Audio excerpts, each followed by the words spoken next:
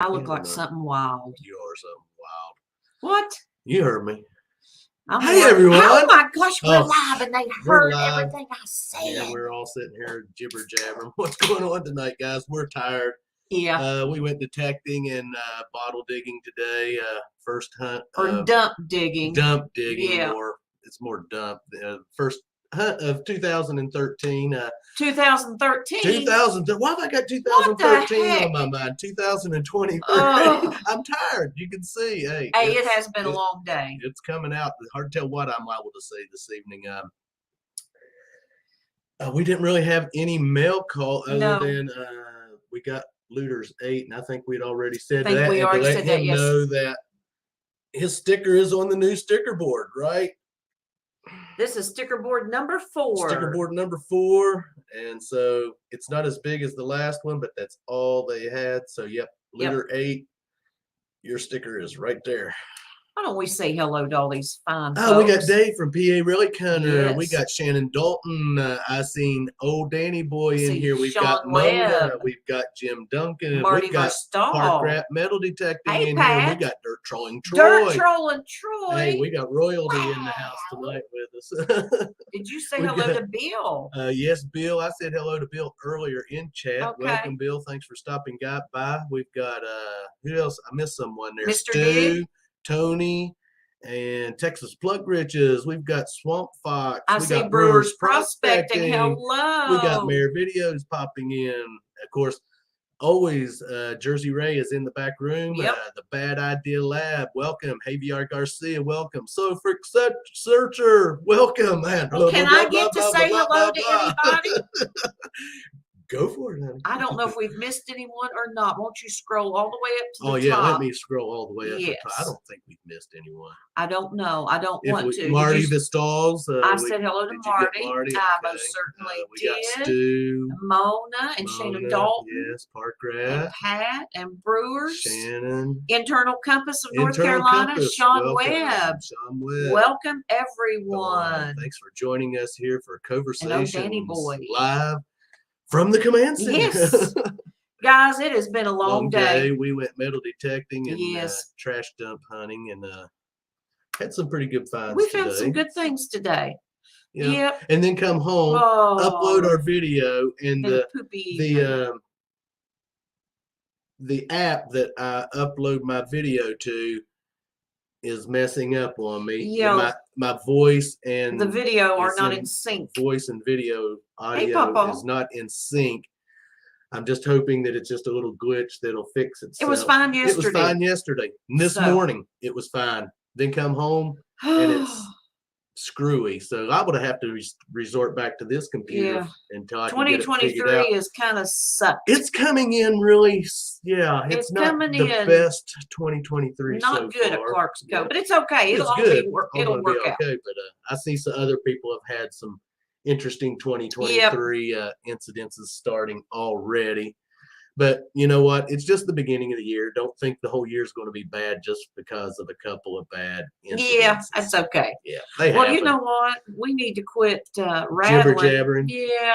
Yeah. Running our gravy flap. Yeah, I guess we could. And have our, we'll bring our hostess with the mostess up. Yep. Jersey Ray. Everyone say hello to Rachel.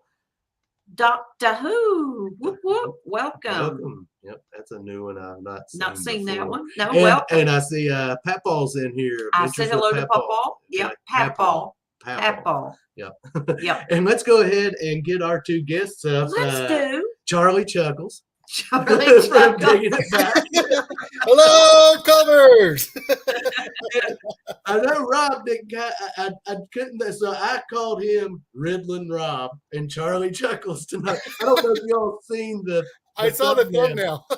Yeah, that was a Laurel and Hardy. It's always. I just wanted to do something funny. Something funny.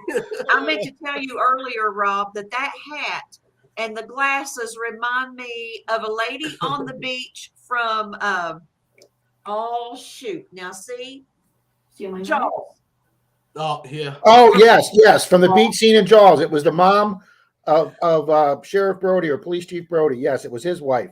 Yes. She was running down the beach that day looking for a young son. Yes. Yep. Hey, This- Iron Angler. And you know what's funny, Yeah. Melissa, is this was rolling down the beach on the day I went after the hurricane. This was rolling down the beach. So it is a woman's beach Wow. hall. That's cool. But I got both the glasses and the hat at the beach. And it looks Yes, great, it but is. I can't see crap right now. Well, now, You don't want to see how you look, anyways, pal. yeah, Oh, I I was can going to see say, that. you said it looks great, but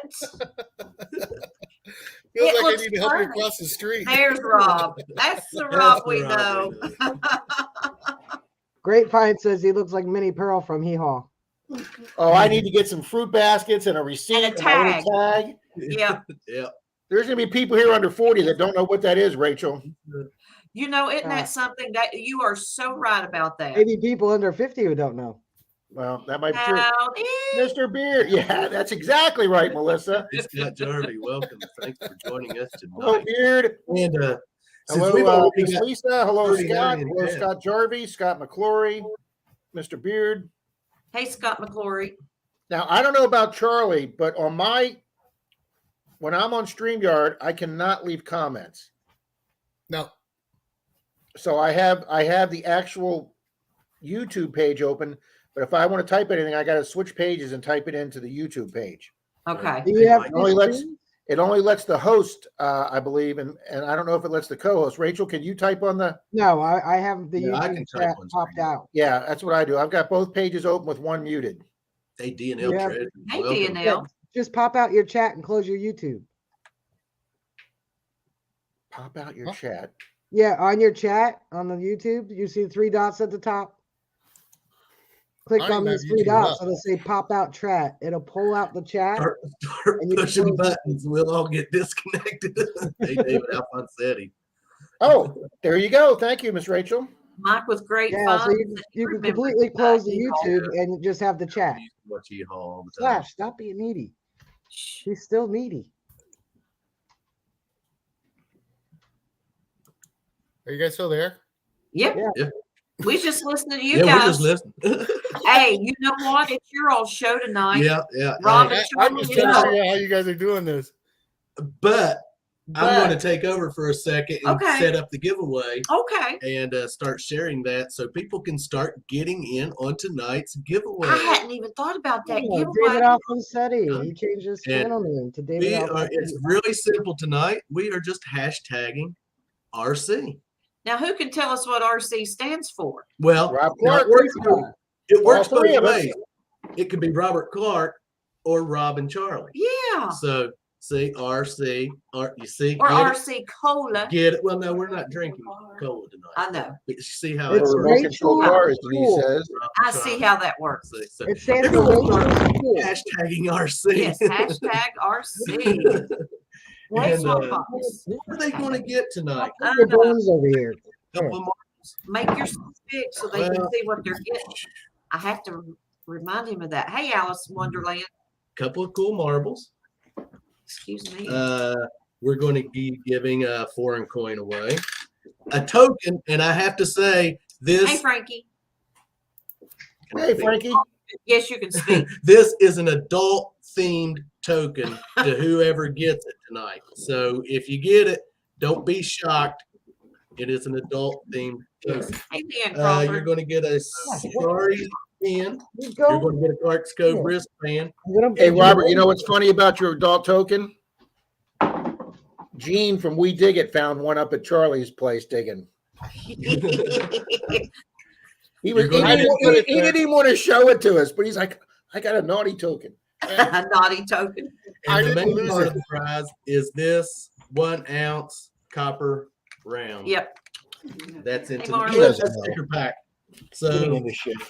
that's what you're going to be going for. So start hashtagging RC. Yes. Hashtag RC. And there's Hashtag someone went by I Rachel meant to say Stewart. hello to, but you were I talking and see I didn't want to Leanne interrupt. Crawford. I see PD Sandigger come in. Who else come in? Wire.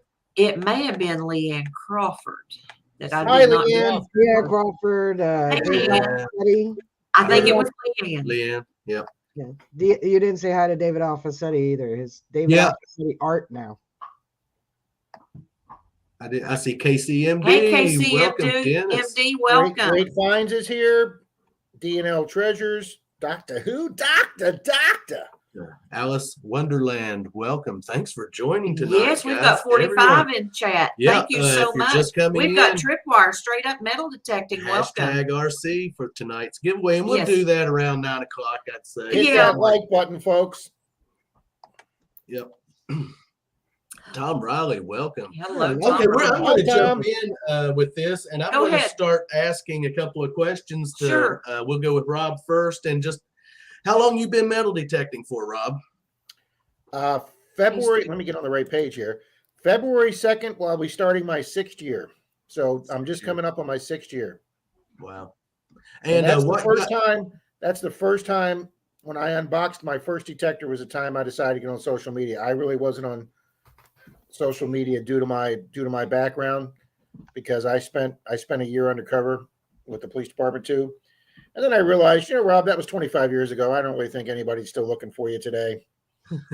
So yeah, that was the first time I started a social media page. Denise she's got a Facebook page for me, but as you can tell by people that realize I'm slow to respond on Facebook, I'm not on it a lot. Yeah, but eBay's not a social media. That's a business. Yeah. So, Good joke. but yeah, my first ever away mission is where I met Chuckles. What He got was you some- interested in metal detecting? What made you choose metal detecting as your hobby? Well, you want to know, and I'll be honest with you, and I know a lot of people are tired of the show, but I was a huge fan of Curse of Oak Island, and I'll be honest with you, it was kind of cool last year up at Florida Hunt 9 meeting Gary Drayton, Robert? and I got to tell him the story. He was manning the Mind Lab tent, and I got to tell him the story that it was because of him and his Mind Lab detector that I bought Mind Lab products, because when I'm watching that show, he literally, the guy with the metal detector on that show was the only guy finding anything. They were spending hundreds of thousands of millions of dollars sending divers down into these tubes and exploring this and digging this and sending divers down in the ocean. And the only guy finding, jewels and gold and coins was the guy out there on the ground with a metal detector. So I was rehabbing or redoing a house from the ground up across the street from Denise's. I bought it as an investment, was fixing it up. And I told myself if I sold it, made a profit, I would take up to $1,000 and buy my first metal detector. And I spent $799, $800 on the Mind Lab Xterra 705. So that's where I got my start. Okay. And you're using what now? I know what you use, but some people. Well, the one I bought after that, when I took this 705 up to Georgia, Denise had a customer that let us use their cabin up in Ella, Georgia, and I found a park that's run by the Army Corps of Engineer. And even though I've been told that you can't do national parks, there are some you can do, and you can do the beaches and the water. So the guard gave me permission. I paid my $5 to go in the park. And the first time I put that coil in the water and I pulled my first nickel out of the water underwater, I said, my next detector is going to be waterproof. So I got the Mind Lab 800. Now, obviously, we realize it's not waterproof, but since I'm on my third control panel for my 800, and I'm on my second control pod for the 600. So I've got the 800, the 600, the 705, and I've also got the Nocta Pulse Dive. Now, of the new ones out, if you was to go with one, what would you go with? Rob, that's a really good question. I would go with the 900. I wouldn't go with the Manicore. And one, the price is, it's up there with the Deus 2, the exact same price. And yet the 900 is only, what, 100 or 200 more than the old 800. And yet you've got the 3 extra sensitivity settings. So it should go almost as deep as the Manicore. It's got the same new coil. The same new coil with the better setup for not breaking the coil ears. It's got the same arm cuff that slides up and down. It's got the same carbon fiber shaft. It's got the same, basically now heavy duty control pod like the Manicore. So to me, it's almost like getting a Manicore Lite. So I would go with the 900. Maybe in 2 years when all my Warranties are off my other 2 machines. I'll sell one of them and go with the 900. But I don't see myself getting anything in 2023. Yeah. What do you think of the Legend? You know, my club president just got the Legend this week, and he's already taken it out to Clearwater Beach. And, you know, he said he did a lot of research and he's heard good things. And he's already taken it in the water. And he says it's as quiet as the Equinox in the water. No chirping, no nothing. He's, you know, he's only had it about 3 weeks now, but he is absolutely loving it. And I would consider that too. Rob, I thought the 900 had the same coil as the 800, could be using that sheen for the 900. I've heard they're interchangeable. Are they, Charlie? Yes. Charlie's the man to know that. He's in good with his local detector guy. The Manicore coil ears are different. They're on the shaft itself. Where I don't know if you remember that, Rob. And okay. So they didn't change the 900 okay. coils are beefed up. Where the ears are, they're beefier and they're thicker.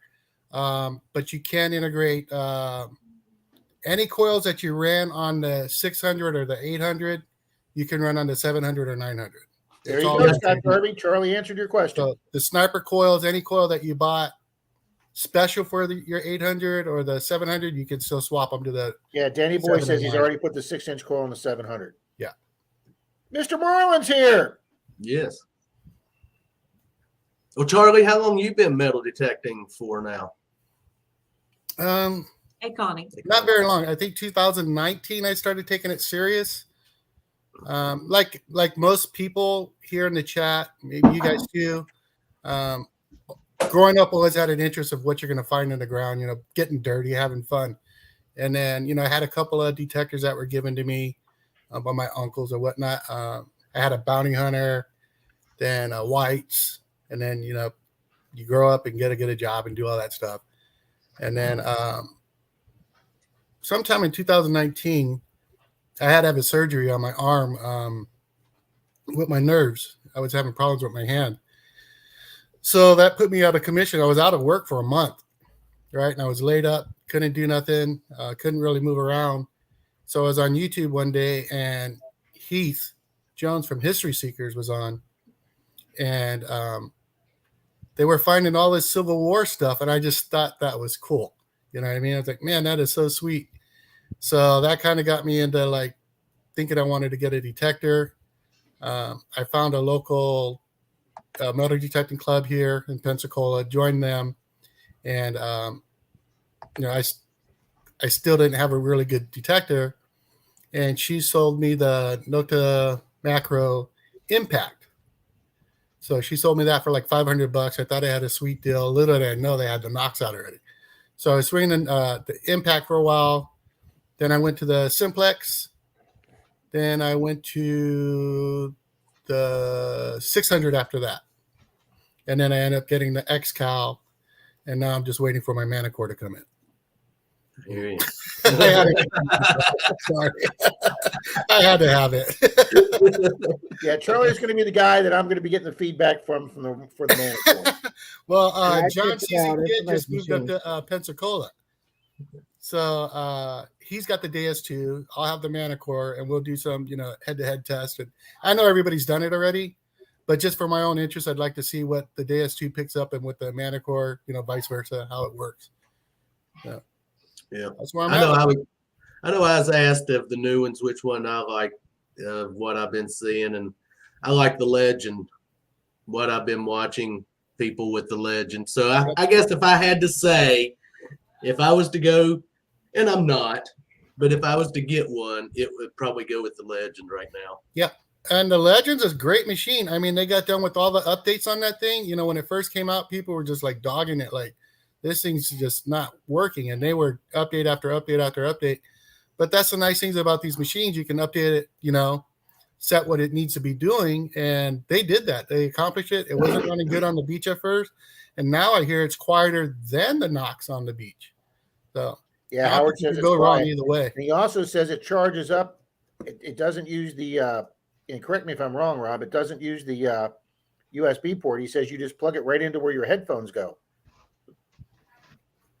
That's cool. So they kind of like have a dual port that it has a dual purpose. Hello, Miss Cynthia. Hello, Lauren. Hello, Mona. Yeah, we've got a full house in here Yes, we tonight. If you do. just come in, 48 As always, in chat. hashtag RC for tonight's giveaway. We'll probably Everybody's here to see Chuckles. We're here to see Oh, you they're here guys. to see you too, Rob. Yeah, you too. Okay. Oh man. Oh gosh, I'm going to ask the next question. you ain't allowed. Oh, I'm sorry. No, go ahead, fire away. Oh, is it okay for me to ask you? Hey, Wicked Digger. You know, you're 30% of Clark's Cove. So you You guys heard that from the ass's mouth. Now, didn't you? You guys are making Denise laugh back here. Robert's laughing now, but wait till Oh, the screen man. is over. yeah. Oh gosh. Okay, my question is, Rob, what has been your most unusual find? Well, my personal best unusual find is a set of gold grills on Clearwater Beach, Yeah. and I have sold those. It was a set of uppers, and I sold those. Found them in about 6 inches to a foot of water on Clearwater Beach by the pier, and I got almost $300 for them. So they paid for almost half the 600. Wow. Why? Now, did you try them on to make sure? Absolutely, I tried them on. Did you Troy- clean them first? Troy found some. No witness. We were on in South property, St. Pete, Jim. and Troy found some actually in like this. I don't want to call it a park. The city calls it a park, but what happened was they had this really nice subdivision, and they split the road out kind of like a big loop, and the big median area in it, the city called it like park area. It was like common area. So we were doing that one day, and I found this 30 cal mortar round that was like a World War II like test mortar. I don't know how the hell it got there. There's no forts anywhere near there. And on the same day, Troy finds a set of gold grills. So I had already taken mine, and I bulled them like 3 times and left them in alcohol for like a week. I mean, I just so I was trying to get Troy to try his on so we could both pose together. Troy said, "Nope, I'm not sticking those in my mouth." But yeah, I tried. There's a picture somewhere with me smiling with the gold grills on. Yeah. That's Oh, funny. And then probably my most unusual find for like people walking up to me on the beach. We had one guy ask us to find his hearing aid, and Denise Kay and I were way down in Venice, and he said it was like a $3,000 hearing aid, and we found that in like 5 minutes. And he bought Denise lunch, and then another couple guys walked over me. He lost his whole upper bridge with like 3 teeth and the metal bars on it, and I had that like in 5 minutes too. So. And I've also found a set of false teeth, like at an old 1915 house. They were like partially uncovered. Dalton thought they were disgusting, but I thought they were really cool looking. So, That would definitely be. but I'll tell you something. Dennis's last video where he found those human remains, I can go the rest of my metal detecting career without finding any of those, and it wouldn't bother me at all. I have no desire to find human remains. Yeah. Mm-mm. Mm-mm. Yeah, well, Melissa has. We did, but She's mine was in an just in urn, the little you know. urns, Oh, Yeah. cool. Yeah, Yeah. yeah. Oh, Madeline. Madeline. Yeah. Yeah. Her name was etched on It's the bottom etched of on it. The bottom of it. So. Now, It I was did a find a charm little for a teeny, necklace. I did Yes. find a little round teeny silver charm that was like a little teeny vial, and we were thinking maybe it was something small that they put a little teeny bit of ashes so you could like remember a loved one. And I went online. It turned out to be some little prayer thing or something. I was doing a park with Dalton. Kat, if you knock me off this internet, Hey, Busy Digging. I'll get Welcome. him. I'll get him. Hey, Mandy Mandy Brown. welcome. Come here, buddy. God dang, you're heavy. Hi, Beckman. Hi, everybody. Oh, Yeah, we had to put ours out of the room. yeah. She'd She wants start to come in clawing. and claw your legs because she gets jealous of the. He has knocked me off streams before, so Maine Relic Hunters, welcome. We can Maine do Relic Hunters, hello. Hello, Mandy Brown, hello. hello. I would put Slash in the other room, but he'd sit at the door screaming the whole time. So I just Yeah, these These don't like closed doors either, Rachel. What about you, Charlie? What's your most unusual find you've ever found metal detecting?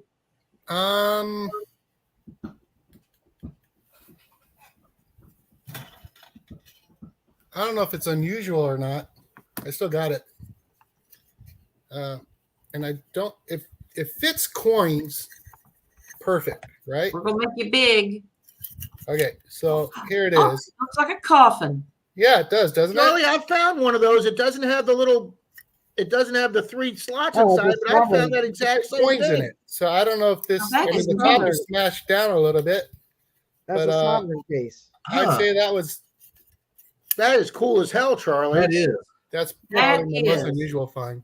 That's a sovereign case. It's a what, Rachel? A sovereign. It would hold sovereigns. Oh, does it? Oh, Yeah, So I it's found pretty- one. I so thought it it's- was a contact lens case, and it was a sovereign case. It would hold 2 different size sovereigns. Oh, so this one has three holes in it. Yeah, For 3 different so sizes. it's probably pretty old, Rachel. yeah, that's probably older than one I found. That's cool. Yep, that is. I mean, I'm That not is etching that odd. in the stone, but that's what it looked like. That I thought as soon as I saw it. I'd have to find mine, but I've got one at almost the exact same shaped coffin, and all we could think of it was like in either an old snuff case or an old pill case. Mm. Could be a little big for that though. It is kind of big for that, yeah. Actually, I found that with Troy, Dalton, Pat, Simon, and Andrew. We got the crew together. We got the band together for that day. A big permission Dalton got us, big church permission. I'm reading the chat. Okay. Well, now my next question is going to be this. I was going to ask the next question, if that's okay. Oh well, by all means. I was Have going to sit and say, looking back at 2022, yeah. both Charlie and Rob, looking back at 2022, Good question. what was your best finds and what didn't you find that you want to find in 2023? Shut the mouth. Well, the whole room knows this answer, so we'll let Charlie go. Well, everybody knows I'm still searching, and it's not like the greatest thing to find, but this stupid V nickel, I just want to find one so bad. And I haven't found like a bust dime or even a barber dime. I have not found any of that, you know. Okay. But for me, finding a V nickel, Yes, Lauren. that's what I'm after. I'm still looking for one. I got my friend into detecting. He got us a permission. We're over there. See, Vernon knows. We're over there digging, and he pulls up this coin and he goes, "Hey, I got this," right? And he tosses it to me. He doesn't know what it is. And he walks off, right? And I'm scratching it, and I was turning red. I was getting mad. I seen that little V starting to pop up. I was like, "You son of a!" Go ahead and say it, Charlie. I know you want to. Just say it. I won't say it. But that's what I'm after right now. It's hard to say. I mean, found plenty of gold rings this year or the last year, a lot of jewelry, Hey, but I really just love finding the relics, you know, Yep. the Civil War stuff. I like finding that stuff or unusual stuff like this. You know, that piece I just showed you guys. It's just a step back in history for me, and that's pretty neat. I mean, there's so much stuff with that we forgot. You know what I mean? We didn't know how they lived back then, so finding that kind of stuff's really awesome. Yep. But I ain't gonna lie, I love to find some silver too along the way. So Coming out swinging metal detecting is wanting to know where you're located, Charlie. I am up in Pensacola, Florida. Okay. I used to live in Perry. Oh, really? Perry's closer to me, Rachel. Yeah, I used to live there. I used to call it Pity. Yeah, Charlie. I went up. Was it last week before last, Charlie? 28th. I went up on my birthday on the 28th. I started driving to Charlie's. It's a 13 hour. Well, no, it's about 9 hours to go to Charlie's. I stopped at one of Denise's friends and helped her do some tiling jobs she was working on. But yeah, so I met with Charlie. Gene and his son, and then Charlie's buddy Brad. Brad. Thank you. I couldn't remember his name. So yeah, we had the 5 of us. Charlie got us an old 30s permission, and we all got Wheaties. Gene got some silver. Brad got some silver. Gene Jr. found a really cool bottle. I should have went down to the bottle dump instead of taking my break from the cold that day. But Hey, I tell you, dump digging can be very addictive. and fun. It I- is. I think this would have probably been my closest chance to find a bottle dump, and I shouldn't let it pass up because it's a long way to go back to Charlie's. I told Denise's friend, I go, one of us has got to move sometime because it's an 8-hour drive to go see Charlie. I mean, it was. Yeah. Charlie bought me dinner, and just my gas cost me $200 to go see. And it was worth every penny. Oh, wasn't we had it? a blast. It was great JP. meeting Gene and his son.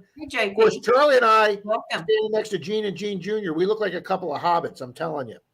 Absolutely. Yeah, they're tall. Those are some tall jokers right there. Hey, you talk about tall. JP. JP, Yeah. when we met him at Flash Bash, we're looking up and he's looking down to shake our hand. Yeah, but when he looked at Brian and B. Higgles B- and Shane, yeah. it's like. How y'all doing like Yeah, I that? like standing next to Shane. He actually makes me look tall. Okay, That's saying something. I know. Hey, Bud Files. Lord have mercy.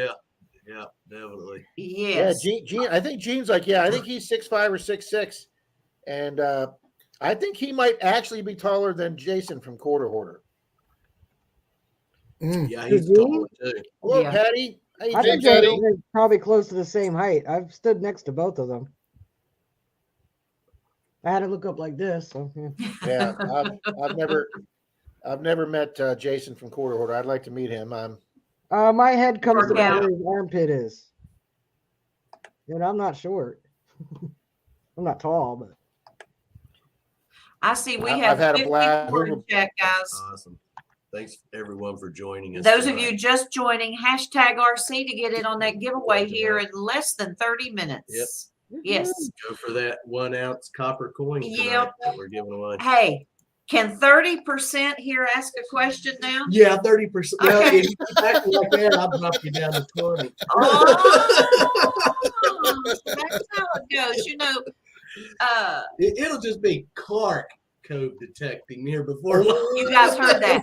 So if something happens to me, you'll know why. You will know why. Yeah, you all quit seeing me, you'll know why. Oh, listen to that. But anyhow, yes, we want to thank each and every one of you for joining us this evening. And if we failed to say hello to anyone, we apologize. Yeah.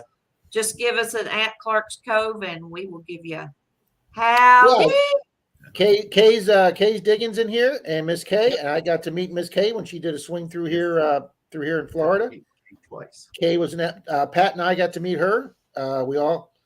They drove down from like the Panhandle area when they were coming from Texas to go up north. They veered down here to Tampa Bay. Pat drove over from the East Coast. I drove about an hour and 20 minutes towards the East Coast. And Kay met us on one of Dalton and I's big, huge 9-acre church Good permissions. seeing you tonight, Dennis. Good seeing you tonight, Dennis. Have a good night, Dennis. And we had a blast with Miss Kay and I don't her think friend. he's leaving. No. Yeah, Kay's awesome. I got Yes. to go hunt with her as well up here in Pensacola. I think after she visited you, Rob, when she headed back up this way. Yeah. We got to meet Kay twice. Twice. Yes. At both times down in At Virginia at Swifty's. At Swifty's. In fact, she was our roommate one night. Yeah, well, yeah. Yep. Yeah, she stayed. She stayed with in us. the cabin with us that night. Yeah. One night, yeah. Oh, Had a great time both times we were down there. yes. That was when Kay did the weenie dance. Yes. You all remember the weenie dance. That was a great dance. That was a great I think I watched that dance 3 times. That was great. Look at you go, Kay. Yes, the weenie dance. Oh, Marty, I'll my check that God. email after the stream, buddy.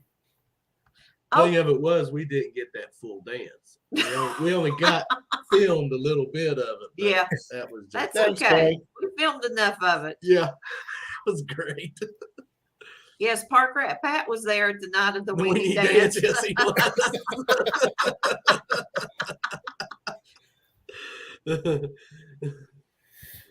I see PD Sandigger is saying Hey, that Southern Ray Rice Relics. is planning a giveaway when he hits 4,500 subs. Help him out. Give away a knock the pinpointer. Thanks. All right. Nice prize.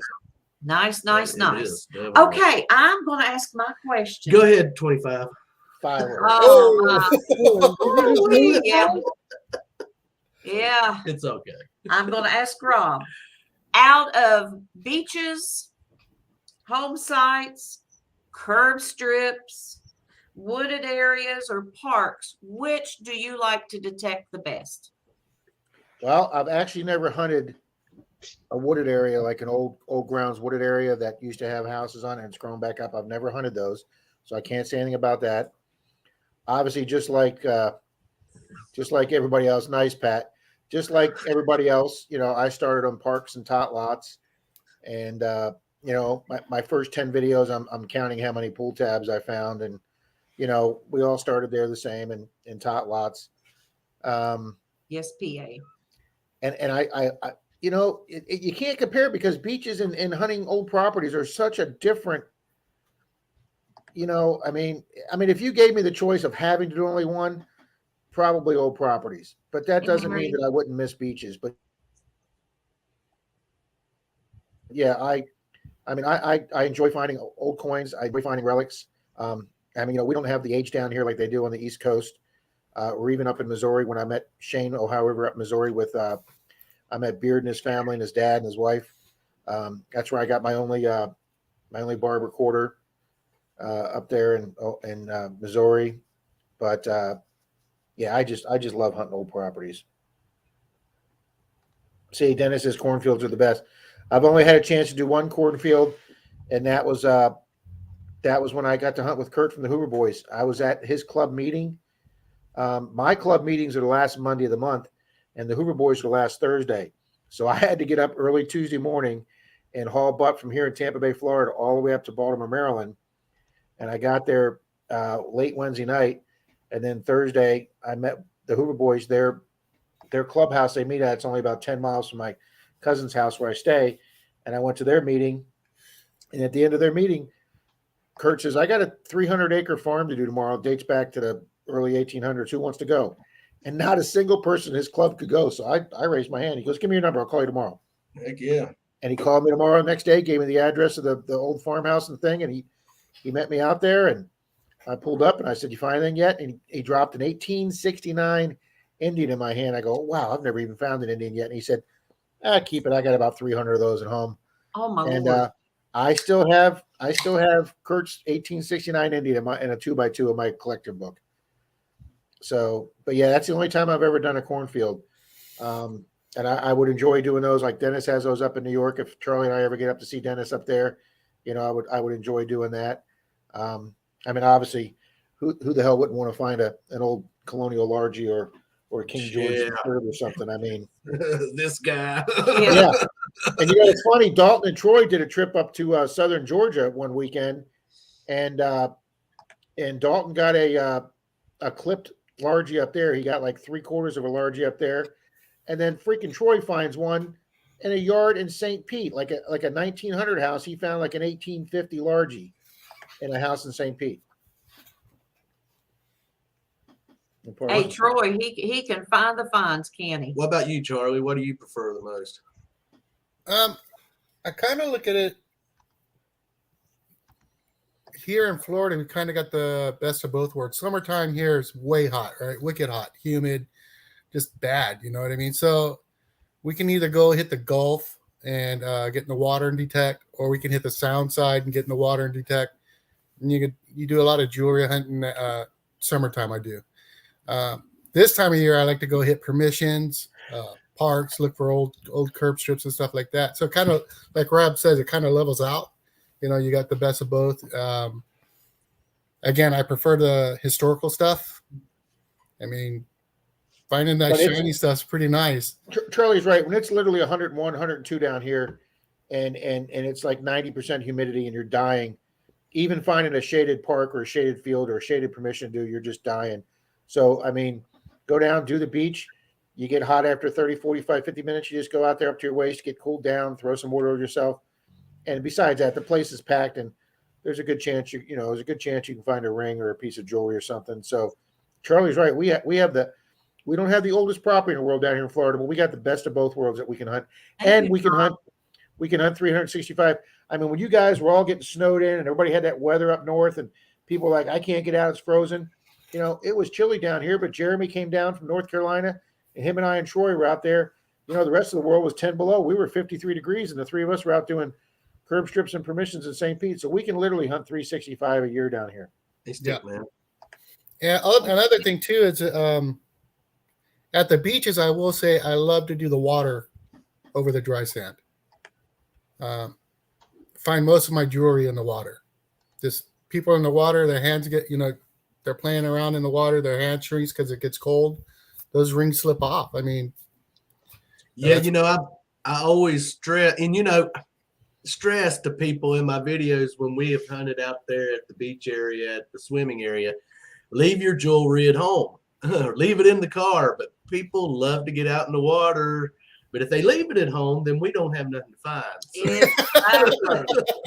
Exactly. Yeah, there's a certain percentage that are starting to leave it, but based on the amount of the people at Clearwater Beach, I mean, we can go to Clearwater Beach on a summer day, and there'll be 8 to 10 other detectors down there, and you have plenty of room not even to bump into each other, and there's plenty of finds for everybody. I mean, I've come home from Clearwater Beach with 72 coins before.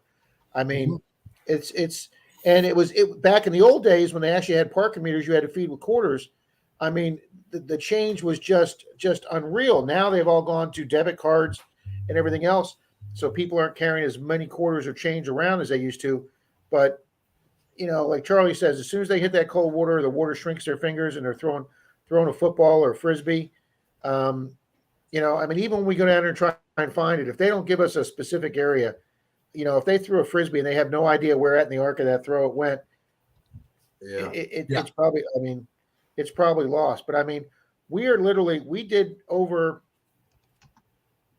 550 ring finders call outs this year. Our club did.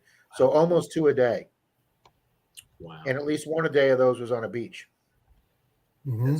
Now, the people that they feel it come off and they know it's right there and they stay right there for like the 2 hours it takes me to get down to Clearwater Beach. I had a lady with a $10,000 tennis bracelet. She was throwing the football in the dry sand at dusk, and she felt it pop off, but she never moved. She stood there 2 hours. I didn't get down there until after dark, and she says it's within a foot of me right here. I turned my machine on my first swing in 30 seconds. I got the one hit on gold. Put the pinpointer down, and my pinpointer hit her bracelet. And if they can point to where they were at and they don't move, there's virtually a good chance we're going to find it. But yeah, there's a lot of people that don't wear jewelry anymore, but there's still a lot. Charlie will tell you, he sends me texts all the time on the beach. Him or Dave or somebody else is finding jewelry almost every time they go to the beach. Yeah, we're still finding it now. That's right, Mary. I was in the pool, Mary. Mary. That's a line from who's George Costanza? Seinfeld. Yeah, when somebody opens the door and stares down at his little thing, and he goes, "I was in the pool." God. Oh man. Oh Lord. Oh man. Now I tell you, I like hunting the parks and the tot lots, which we haven't done in a while because we got on the curb strips, which I really enjoy. But I like doing the home sites we're doing right now because finding the little personal items and stuff people loses is just really awesome. But well, the Monday Digs video I just produced with Jeremy and Troy, where Jeremy got the gold class ring and I got the Merc Dime off the curb strip. I had several people say, I can't believe how much you can find off curb strips. And I'm telling you something, when we get like an 8-foot curb strip down here in St. Pete, you have to realize that when those houses were made in the 20s or 30s, that sidewalk wasn't there. Okay. The city put that in later. Yeah. So their front yard went to that marble curb, and that's another way you can tell down here in Florida. Even if they've paved over the red brick roads, they leave those marble curbs that they literally made out of blocks of marble, and that's when you can tell you're in an old neighborhood when you get that like 8-inch tall marble curb. And then I'll tell you, and Rob, I don't know if you've ever thought about this, and for everybody in the chat, you can tell how old an area is if you run your machine over the sidewalks or their driveway. And if you don't get no hits with your machine, that means that concrete's so old it was built before rebar. Right. Okay? Yeah. And a lot of people don't know you can do that little tricks. So if you're doing it like a sidewalk and you run your machine over it, it wasn't big before the pull. Well, see, now you're going to make me tell a secret. Denise says that all the time. It looks like a penis, only smaller. So, you know, I mean.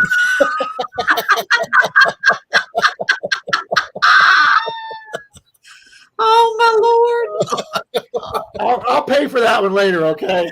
Oh, shit. You give it a second. The chat's going to make you pay for it now.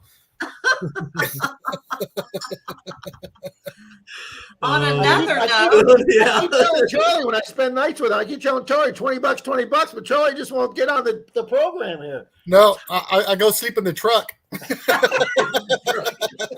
Doors locked. oh, my Lord. I wanted to respond to Michael Farley. Michael, all of our mail will be going out this week. So we know things where you're in Canada. It will be held for a while. So it's going to take probably about a month to get to you. But It could take 7 to 10 days to get to him. You know what, Melissa? That's a good thing you brought up that word Canada. Guys, it cost me $21 to ship a $10 prize. So I am going to start doing, or I'm going to start making the disclaimer. Like I'm this far behind, but I'm going to be having my 1,700 subscriber coming up sometime in January because I need to start getting caught up. And I'm going to make a disclaimer in there that if you win a prize or a coin that's going to cost me $15 to $20 to ship a $5 coin, and you win that in Canada, it's actually cheaper for me if I just send you a $10 or $15 Amazon gift card right to your email. Now, I've learned that from Shane, Ohio River History. He does a lot of giveaways where, you know, and he offered, Dennis gave an Amazon gift card away for the big Christmas stream for me and Charlie. And Shane gave me two of them, two $10 ones. So that's 3. And I just sent him an email on who won, and boom, Shane had them in their email instantaneously, and they had that available. I won one of Shane's giveaways once for a $25 email gift card, and that's what I bought my bottles with. That's what I bought my clear bottles with for the Minardo Mist bottles. That's how I started my little cool gifts, because I won 25. It was instantaneous, you know, that Amazon gift card. So I think I'm going to start doing anything outside the USA, including Canada, because it costs so much to ship. I'm going to start doing the Amazon gift cards. And if you're shipping like a dime. Yes, a dime you can ship. Yes, Rachel, you're right. No, I know. I work for the post office. I let Canadians win if I'm not sending them a box. Yes. If I put it in a card, it's like $1.40 now. Yes. I think it's like $1.55 here in Florida. And yes, you can do that if you get the right person at the post office. I've had another guy, if he feels that cardboard, or if that cardboard's too thick from them, they, even though it falls under the ounce, they don't want to send it because it's not machinable. You have to. You got a lazy clerk. They hand stamp it. You just go up. If it's too thick, you go up and say, "Can you hand stamp this?" That's it. I have one guy that's great. They stamp it there. Yeah, I got one guy that's great that I go to one post office, and I went to another post office on a Saturday because our local one's not open. And the stuff they were charging me $1.70 for, this other post office was charging me like $5.25, and I was like, man, these guys are just ripping me off here. Yeah, they're charging you. They're ripping you on check. I've gone in my uniform to another office on my way home to mail something, and they were charging me differently than they would have at my office. I know. It's hand stamp it. That's what brought it up. And ask Charlie. Yeah. Look at the problem Dennis just had. Yeah, Dennis gave away. He was catching up on his giveaways, and I think he sent out. Well, I know he sent out 8 packages all at once, but it wasn't the post office. It was something else. It was like a third party service. And apparently the clerk that was working behind the counter decided to swipe everything. Now this joker supposedly stole like 500 packages. ABC. So he lost everything that he had sent out. Yeah, well, see, that's why you shouldn't use the third party like pirate ship, laser ship. Don't use them. Like with the post office, if there is somebody's, I mean, we're all human. Yeah. You know, so you're gonna get bad people in every business. And if we get a thief, they're caught. The post office catches them. Yeah, this guy supposedly got caught too. So yeah, but all he got probably was a little slap on the wrist and sent home. Evening, Tom Kingery. And with the post office, it's a federal offense. Yeah, that's what I thought. Yeah. So, but if you're going to laser ship, it's no longer a federal offense. That's not the post office. Oh, I didn't know that. If you use pirate ship, I think that's the new one, pirate ship, and there's laser ship, DHL. Evening, Suffolk Searcher. And I'll tell you what, laser ship and pirate ship, they misdeliver all their crap all the time.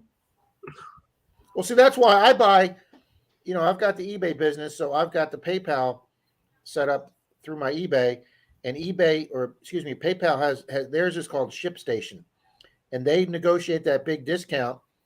So I get like a 20 or 30 or 40% discount over what it would charge me if I walked up to the counter with that package. And then when you print it out through ShipStation, you get the free tracking on it, Rachel, and then it saves me the money. So all my packages, like if I give away a pouch or something, I'll print the label off ShipStation. It comes right out of my PayPal, and I get the discount and I get the free tracking with it. And once I started doing that, I don't have any problem. Yeah, no, I used to sell on eBay too. Mr. Charlie. Welcome, Mr. Charlie. Hey, Mr. Charlie, that's a cool name. Yeah. Cool name for a cool guy.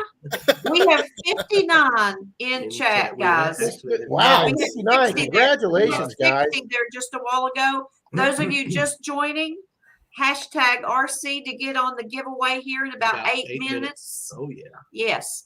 And I think Rachel needs to ask these guys a question. I do. Yes, you do. I got the 1%, right? You got the 1%. No, actually, That's the 5 that Melissa lost. I gotta give Melissa half of my percent though, because I keep clicking hers. Oh boy. Oh, shoot. Hi, Leanne. JP Lawn says. Yeah, I read what he said, and until he has a problem. Yeah, he had a problem with pirate ship. Maybe on the shipping end, but I deliver mail, and I'm on every single porch every single day, and there's a lot of missed deliveries from pirate ship. I have to leave them though. I'm not paid by them. So Evening, Patriotic Goomba. Hey, Devo Gold. Thanks for joining us. Yes. Black Diamond. So when you guys head out for a day and you're gonna not a short hunt, but you're gonna be out there a good bit. Outside of the essentials, your detector, your shovel, your finds bag, your hand digger, your pinpointer, little keepsake box if you bring one. What else do you bring with you? What do you need to take with you? For me, being diabetic, I have to have something ready to eat just in case my sugar drops. Yeah. But lately I haven't had to do that. I still bring like something to snack on, but nothing that's sweet or anything. I stopped eating that stuff. So I always bring like zero Gatorade. You got to stay hydrated and stuff like that. Yeah, for me that'd be it. I used to have to carry around sugar tablets, but I don't have to do that no more. So, yeah. Food. I don't drink soda anymore. I drink strictly Crystal Light tea or another Crystal Light. So I make sure in the summer down here, Rachel, I carry lots of fluid and some snacks, and I usually take a few bananas out. That gives you a quick snack. So you chuckle sack. That's a good one. That's a good one. And to be honest with you, Rachel, I always make sure I have an extra pinpoint battery. If I go out without a pinpoint battery, sure as hell the damn thing will start beeping at me. Yep. Oh. That's a must. Always extra Extra batteries, yeah. Well, for you, I charge mine. You're still on the batteries. Yeah. Yeah. Thank you, That's Cynthia. okay. I like my AT Pro. Oh, yeah, I know you just do. I know fine. you do. Does very well. Now, for does that take batteries, Melissa? Yeah. Yeah. Uh-huh. Now, what does it take? A or triple double A. 4 double A. AA. okay. Now, how long will those last you? My goodness, I do get several hunts. Probably 3 to 4 good hunts out of Oh, I'm going to say I'm going to say 15%. Okay, guys. You know what? I'm calling it a night. It's all Robert's show now. Rob, Please remember, I wasn't part of that. Okay. If I'm using you, Mona. like an expensive battery, like what's some of the brand names? Duracell. Energizer or Duracell. I can probably get 5. Mr. Joe Slack was here. Otherwise, Melissa. if it's like the Great Value brand or something like that, 3 good hunts. I mean, when I say good hunts, I'm going to say 4 to 5 hours per hunt. Yeah. It's about 15 Now, hours. Mr. Charlie, not Mr. Charlie, but Mr. Charlie, he says he brings a towel to keep from making such a mess on public property. I always carry a few like dish towel type size towels. And if we go on a nice property or somebody's given us permission where they've got a nice lawn, we usually don't door knock on houses with super nice lawns. But if we do get one, or we're doing another house and some guy will invite us on his property with beautiful lawn, yeah, we put the dish towel down and make sure we collect the. Mary, there's nothing on my head. It's because the hair color is going out and you're seeing the white come back and it looks like I have a bowl on my head. I tried not to laugh. Screw you guys! I'm putting my hat back on. Leave it to Mary to ask the questions that I won't. Thank you, Mary. Oh gosh. 64 in chat. It's 8:57. 3 minutes to that minutes giveaway, before guys. that giveaway. So hashtag RC. Oh my gosh. You're right, Mr. Charlie. Plan on Murphy's Law when you go hunting. If it can go wrong, it will go wrong. Absolutely true. It happens a lot. It does happen. Definitely happens a lot. Now you guys know how long it takes to get a cup of coffee. There he is. Screw you people. There we go. Now we look like Rob. Oh shit. Oh man. Mary, it does look like a wig. I had somebody the other day when I was on a stream went, "Are you missing like a huge chunk of your hair or something right there?" And I'm like, "No, it's where it's turned white back again when the hair coloring's wearing off." Do you really look like this? We were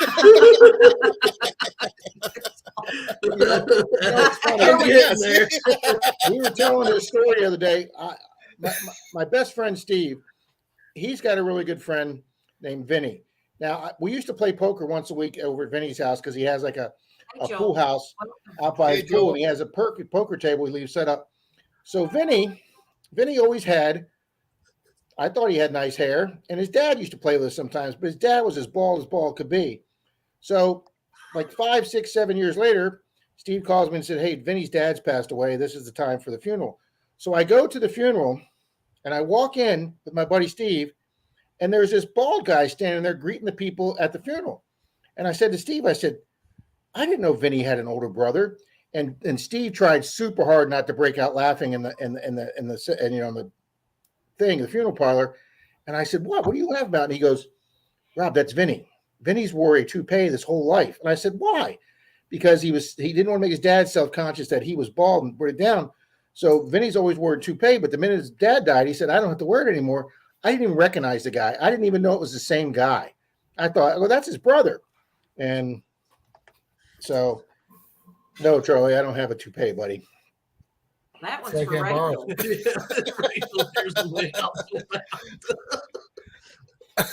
I didn't get my hair cut for a long time after the Rob Burgundy thing. And then Denise kept bugging me, "You've got to get a haircut. You're starting to look like Shaggy here."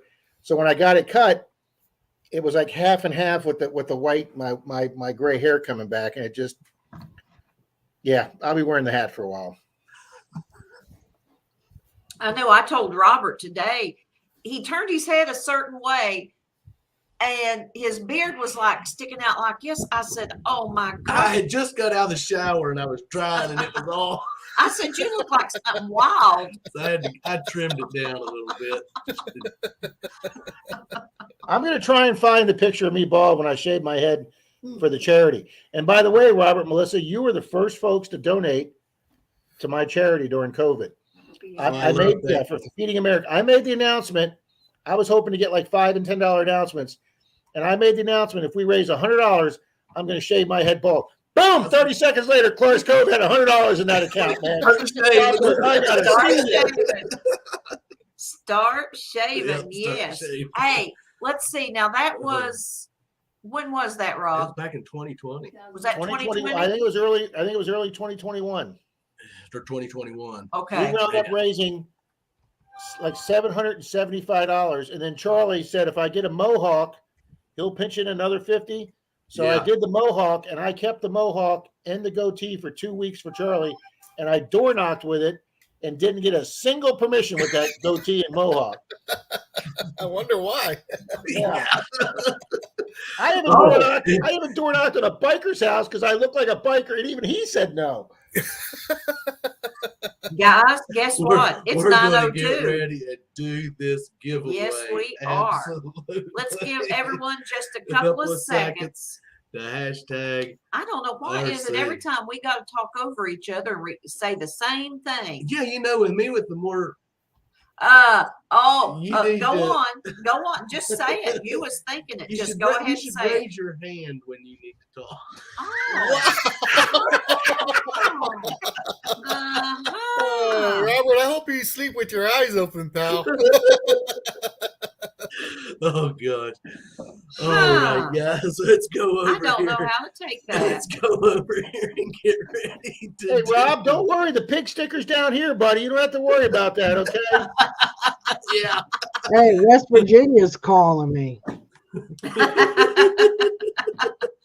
Okay, guys, let's Yes, you do need to make a this trip. in 10, 9, Oh, my sister was just calling me. 7, 6, 5, 4, 3, 2, 1. Good Yeah, luck, good everyone. luck, Good luck, everybody. draw. Let's see. Now, of course, if you've recently won, Ooh, ooh, ooh. Alice Wonderland. Congratulations. Alice. Alice. Are you still in the chat? I think she is. I seen her not too long ago. So we'll give her a minute to answer us. Yep. But I'm Mr. pretty Farley, sure. this hat was a gift from my friends out in California, so I'm not sure where they purchased it from. Hey, Hot Mess Fishing, Hey, welcome. Hot Mess. Hey, Alicia. We're still waiting to hear from Alice. Alice. Backbreaking No, metal she was in here. detecting. Are they? Maria. Well, no, she was just chatting a little bit ago. Yep, Yeah. she was. Yep. Come back from the bathroom. You won. Yeah. Yeah, I'm going to Yeah, give we'll her a give little her- bit because, Yeah, Yep, that's yeah, she- there she she's is. Oh, wow. there. Okay, Alice, we need with your address. and you can send that to Clark's Cove Detecting at gmail.com, and that's all lowercase and no spaces. No spaces. And we need to know if you want. Here, let me go ahead and remove this. So congratulations.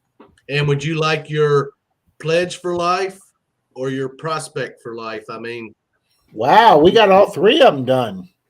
so let me know which one of these stickers you want. So when we do new covers, Yep. Hey, you'll be a Digologist. cover for life. So let me know if you want a pledge for life or a prospect for life. Yep. And we will Hey, throw that in. And you'll be getting, like I said, the couple of marbles, the Clark's Cove wristband, Yep. the token, the foreign coin, And the a main, naughty coin. Yeah, well, the token is an Yeah.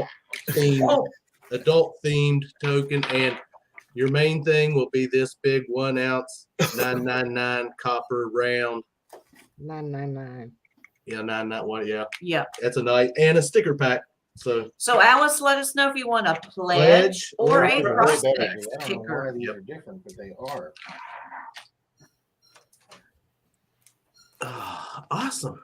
Yes, congratulations. Awesome. She All wants a Prospect prospect. for life. Hey, Rob, here Yeah. is. There's fuzzy faced Rob before the head shaving. This is the day we got the head shaved. Okay. Oh my goodness. Yeah, I look like Anthony Wow. Zerbe. Wow. All right, so here I will show you a half an hour later.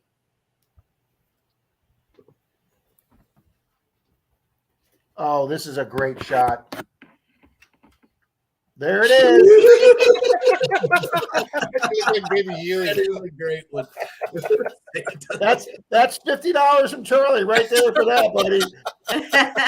Absolutely. Yeah, I went out detecting with that for 2 weeks. Right on, Daddy. I didn't go anywhere with you. It's bad. I would have told you to get the heck out of here too. Let me tell you something. You don't realize how bumpy your head is until it's bald, okay? Hey, Miss Kay wants to know what color had you dyed your hair, Rob? Dark brown to be the Real dark brown. Raw Burgundy for the Halloween stream we did. We So, see you I mean, the typing, back Alice. of my hair is still dark, but I had to color the front to match it. And Denise told me to get medium brown, and again, I didn't listen to her. I got the dark Typing brown, your- Yeah. and it was way too Yeah. dark. I should have got the medium brown. It almost looked black, but yeah, that was for the Rob Burgundy stream, and I let the hair grow out for a long time because he wears his kind of 70s 80s poofy there. So I tried to get mine. I actually went to a barber with a picture of Rob Burgundy on my phone and had her style my hair like his. You have any more questions for Laurel and Hardy? No, I figure we just whatever come up Okay. now. We just talk about whatever. I wanted to actually I did want to say something to Rob that the way he handled himself with the police situation was, Well, I think it gives me. Thank you, Rob. I think it helped out me being a former police officer. I didn't know that supervisor, but I had known people that had worked at the department. Now the problem is, as I get older, most of those people that I worked with are no longer working anymore. They're either retiring or moving up to command level. Like there was a guy I used to be on. It was on my squad on patrol. He's now the chief of the department I used to work at. And, we were just street officers at the time. But yeah, and I've had a lot of comments. I mean, that video is going semi-viral, just like the other cops video did when Troy and I had the cops called on us. It's been watched over 2,000 times now in 24 hours, and I'm getting a lot of now, not from people that I know, but from people that have just watched the video and commented. Not from my regulars, but I'm getting a lot of anti-cop comments on it. And yeah, was he a real DH during that thing? Yes, he was. But he winds up explaining to me off camera after he leaves the people's house that when I showed his plainclothes SUV, he was sitting in there, and that's why I say to him, "Well, your officer here says you were looking up county and city ordinances," and he was looking up the city and county, and he basically went up to the lady's table or her door and said, "Hey, this guy's not doing anything wrong. We don't have any ordinances against what he's doing." And then the lady's son came home, and did they ask you for ID? No, they didn't, Marty. They never even asked me my name, so they didn't do any of that auditing stuff that these channels do and everything, where they try and do things and ask people stuff they're not authorized to do. Nope, they never asked me my name. They never asked me for ID. I was sitting on the steps of the permission next door. When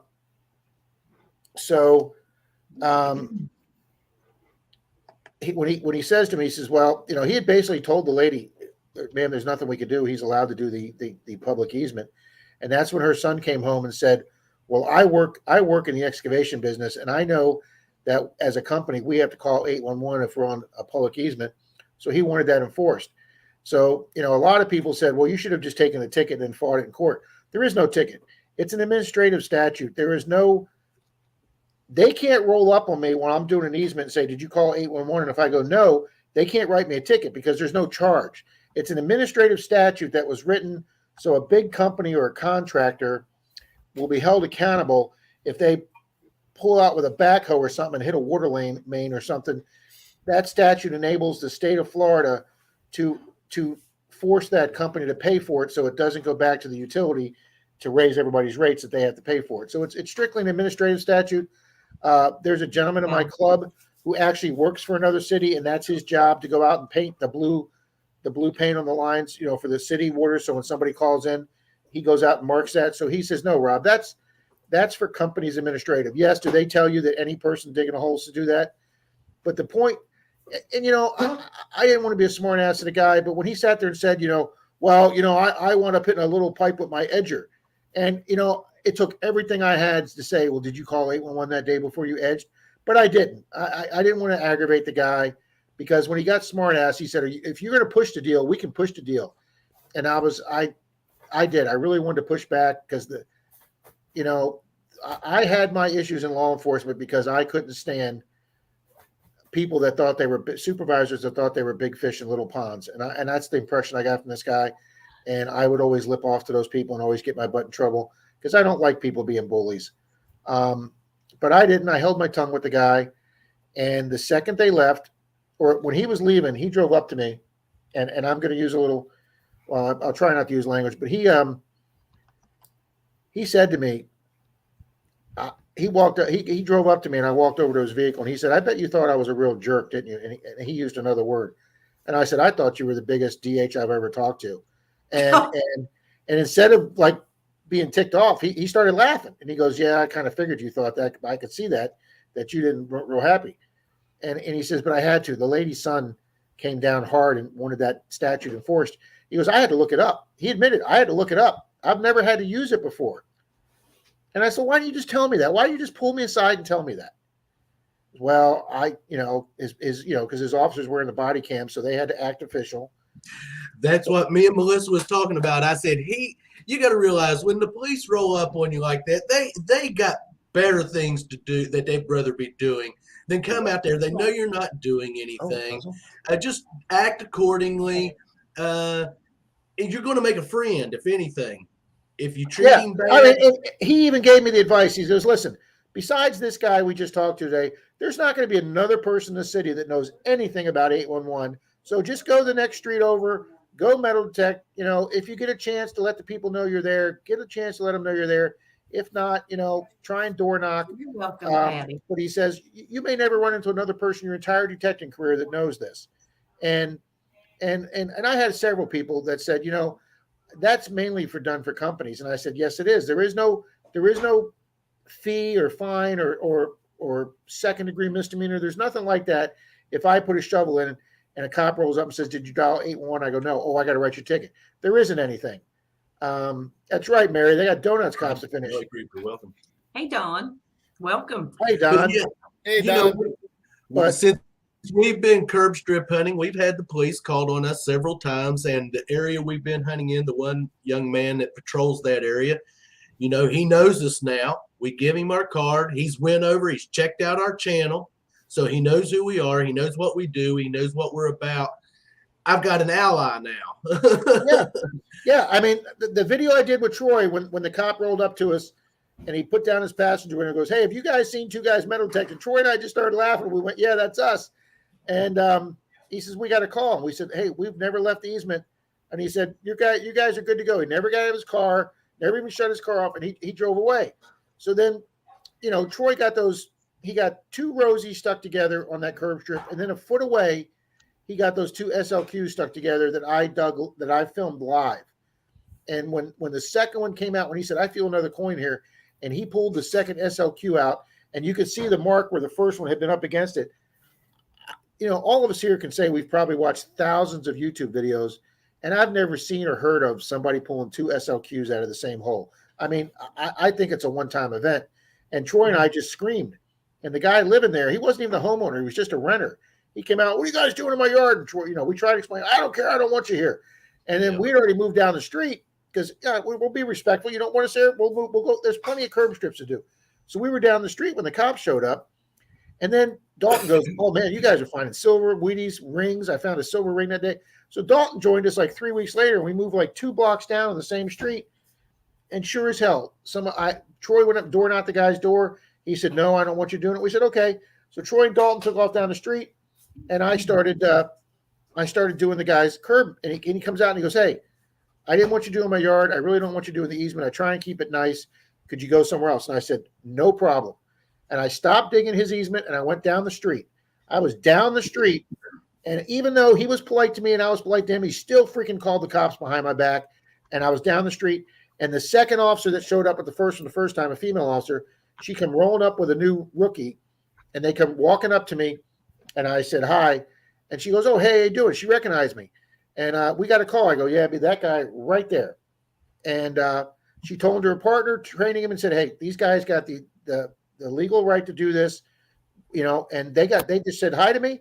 She told her officer how to handle the call. They got back in the car, drove away. They never even made contact with the complainant. And I will have to tell you this. I went back and did the guy's curb strip. And I dared him to come out of that house, and he wouldn't come out of his house. I noticed Mr. Charlie, he said he had a different thought on easements. Yeah. Now, if we're doing the curb strips, if we see that someone is clearly taking care of that curb strip, we walk around it. If it's a manicured lawn, what we call down here is St. Augustine or Floridian grass. If they've got that thing manicured to where it looks like it's going to be in Home and Gardens next month, we just skip that and move on to the next one. We're doing the ones that the people don't care about that because they know it's not, they'll mow it if they have to, but it's full of weeds and it's dirt and it just looks junky. Yeah, those are the ones we do. We're not doing any manicured lawns. I mean, we don't even door knock manicured lawns. Yeah, which we ain't. We haven't really, but we know, not to even bother. And I hate to say this, it's just kind of common sense, guys. I mean, you're not going to walk up to a house that looks like it should be in Better Homes and Gardens and say, hey, can we dig holes in your beautifully manicured? No, get the hell out of here. So why even go ask? Just go to a yard that looks like it's easement and curbs give you permission, doesn't mean you can permission to take things from it. Ooh, now, Mr. Charlie, that's an interesting comment. It's not really actually an easement. He's when you in buy a law house, And enforcement. he is in law enforcement. Yes. But when you buy a house, they do your property line. They'll do it right up to the sidewalk. Yeah. That's where your property ends. Actually, Rachel, in the state of Florida, and I've had 2 city employees tell me this, in the state of Florida, the easement goes all the way up to their water meter. Because what happens is like say that water meter is 3 feet into their yard. Technically, the easement goes on the other side of the sidewalk till 3 feet. Because what happens is if there's a water break and it's from the water meter to the street, the city or county is responsible for it. If it's from the water meter to the household, the homeowners. So I've literally had people tell me that but of course I'm not going to go into the yard up to the water meter. We draw the line at the sidewalk.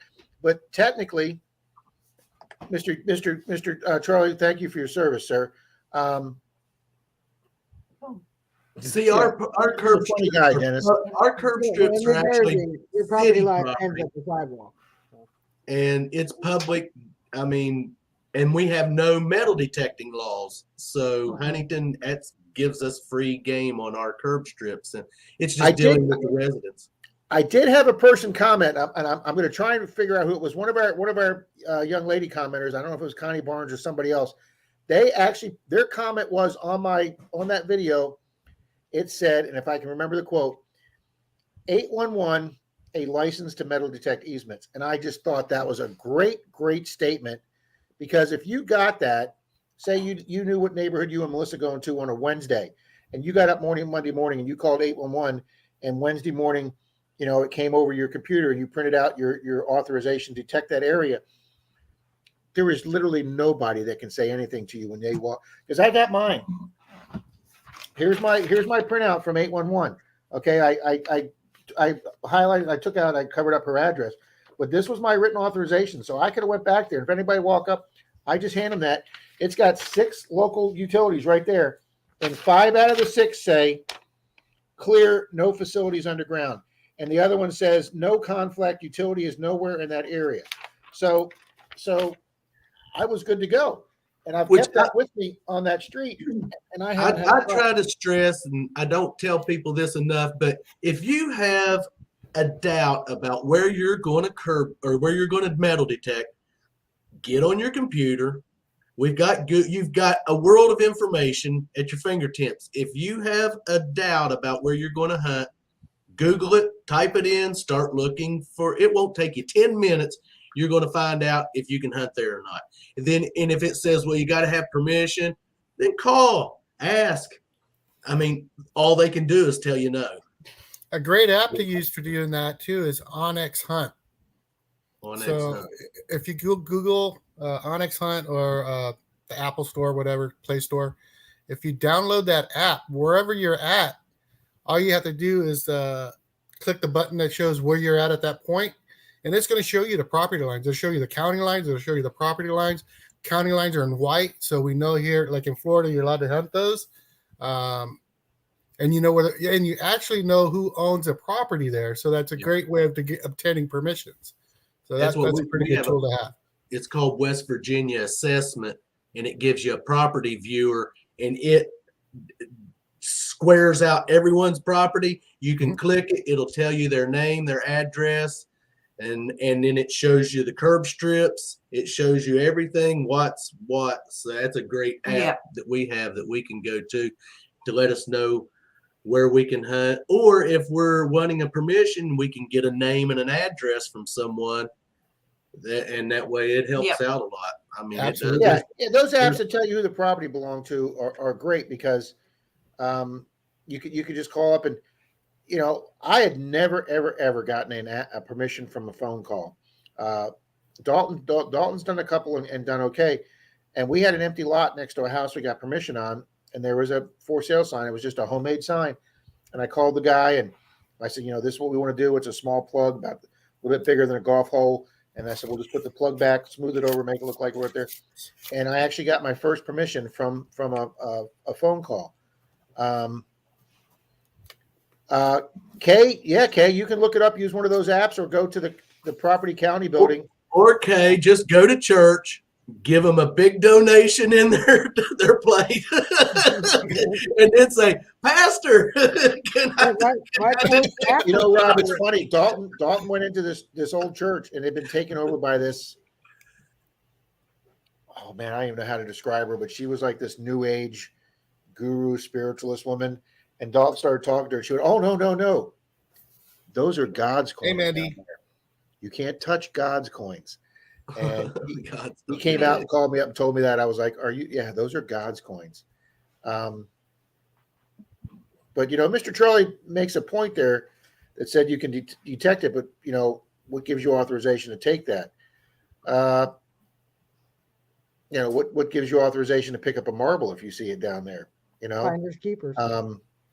You know, I have a problem with the county. We have a city, the one where we got escorted to the city manager's office, and her and I kind of went at toe to toe when she stuck her finger in my face, and I you know, I was like, listen, if you don't want me at the next city council meeting explaining to the other people why you're sticking a finger in some face of somebody, you need to get that finger out of my face.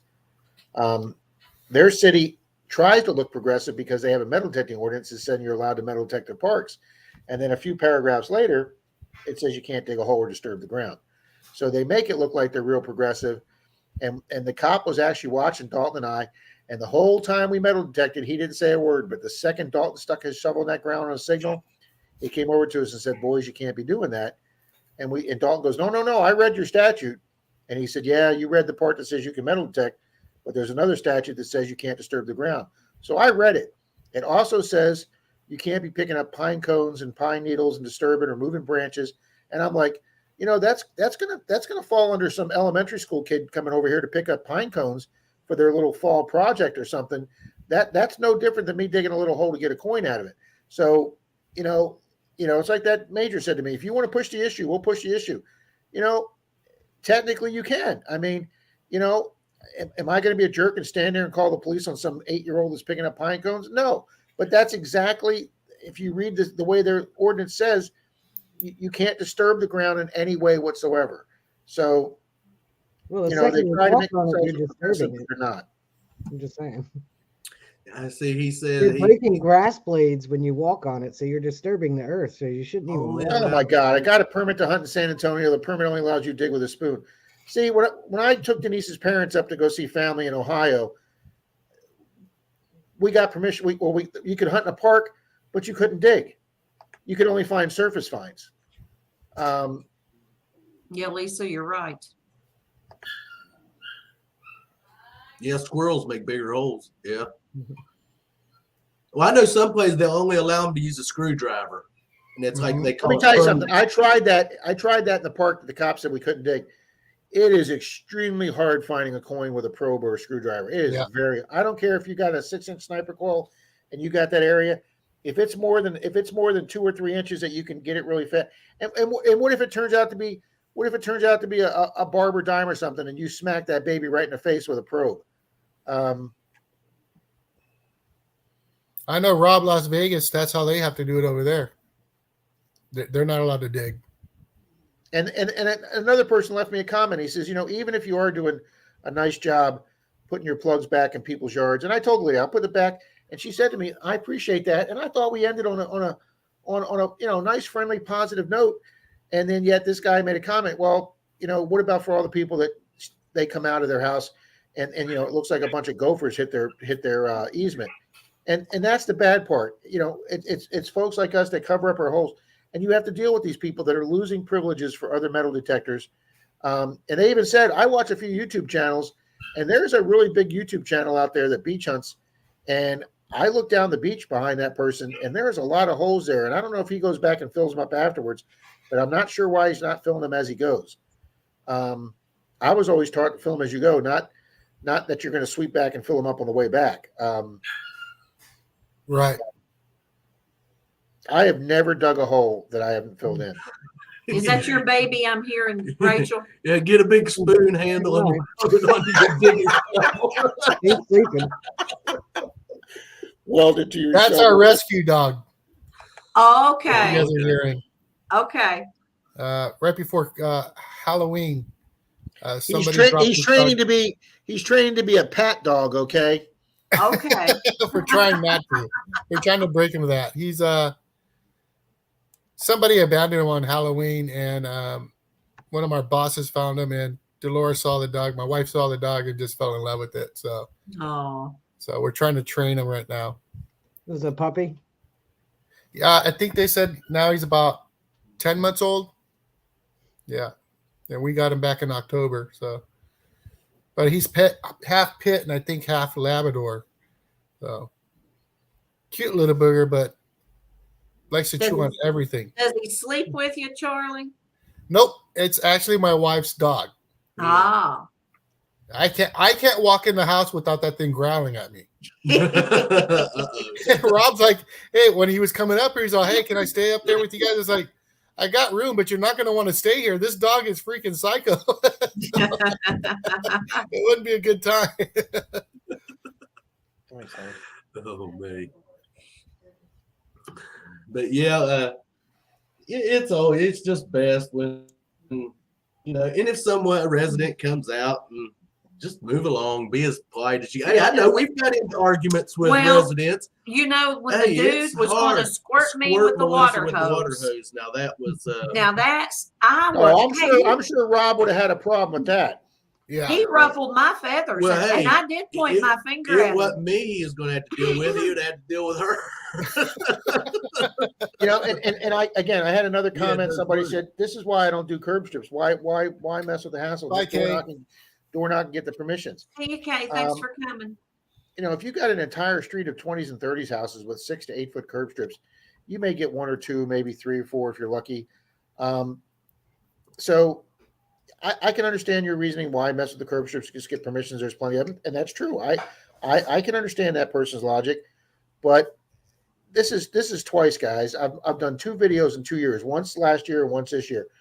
So if you think of all the days we're out there detecting and all the days, I curb stripped today to another city. Didn't have a single problem after I had a permission. You think of all the hundreds of times you've curb stripped, and this has happened to me twice. I can put up with it. I'll handle it. And like I say, in St. Pete, Now that Troy and I have been approached twice in St. Pete, you know, even if somebody calls, they just drive by and wave to us now. They don't even slow the car down. They're just going by like this. So it's not even a problem in St. Pete anymore. Well, Mary, if he was wanting to have a wet T-shirt contest, I don't know how to answer that one. Yeah. But yeah, I mean, All right. Well, I got the little spare one too, hon. it just amazes Little me. facial You know, Sunday. people. Well, that's tomorrow. They'll come out. I had a lady come out and tell me, I don't want you digging out there. I don't want to go out there and fall in a hole you've dug. And I'm like, I've got a gardening spade. I'll be out here a while digging a hole that you're going to fall in. I mean, come on. I ain't got a backhoe out here digging. That house I did with the $1 million mansion that I just did for Monday Digs. There's a scene in the video. I was doing this lawn, this big, huge lawn on this $1 million mansion, and she had a huge side yard. And I'm putting a plug back in, and I keep hearing this voice go, "Hello, hello," and I'm like looking around like I can't see nobody. And I finally turn all the way around, and on the property behind me, the next one over, I see this little old lady, and I go, "Hi there," and she goes, "Can I ask what you're doing?" And I go, "Yes, ma'am. I'm metal detecting. I'm trying to find old coin or something." She goes, "Oh, that's great. I thought you were planting a tree." And I'm like, "Well, what would be the problem with me planting a tree?" She goes, "Well, I don't want you planting a tree there. It's way too close to my property." And I go, "Well, ma'am, I don't live here, but I'm 6 feet into these people's property. I don't care if you're 6 feet. That tree's going to eventually grow up, and there could be a storm, and that could fall over on my house." And I'm like, wow, this lady's worried about something that's going to happen 40 to 50 years from now. Should be I'm thinking in my head, ma'am, you're not going to be here. I may not be here. You're definitely not going to be here. Oh gosh, yeah. It's just amazing that you know, I told myself when I was a lot younger than this, when I turned 65 or 70, I'm going to be on a fishing boat. I'm going to be on a golf course. I'm going to be playing tennis. I'm going to be doing something, but I'm not going to be sitting there worrying about if somebody's mowing their lawnmower a foot over. When I was a young deputy at 24, we actually got called to people's houses at subdivision, and a guy came to me and said, "My neighbor mowed 2 feet over into my yard." And I'm like, "Are you freaking serious?" Yeah. These ducks crapped on my driveway. What are you going to do about it? Absolutely nothing. You know, 40 years ago, they didn't have a name for it, but I mean, this Karen thing's just out of control. I mean, folks, take a chill pill. Yep. It is.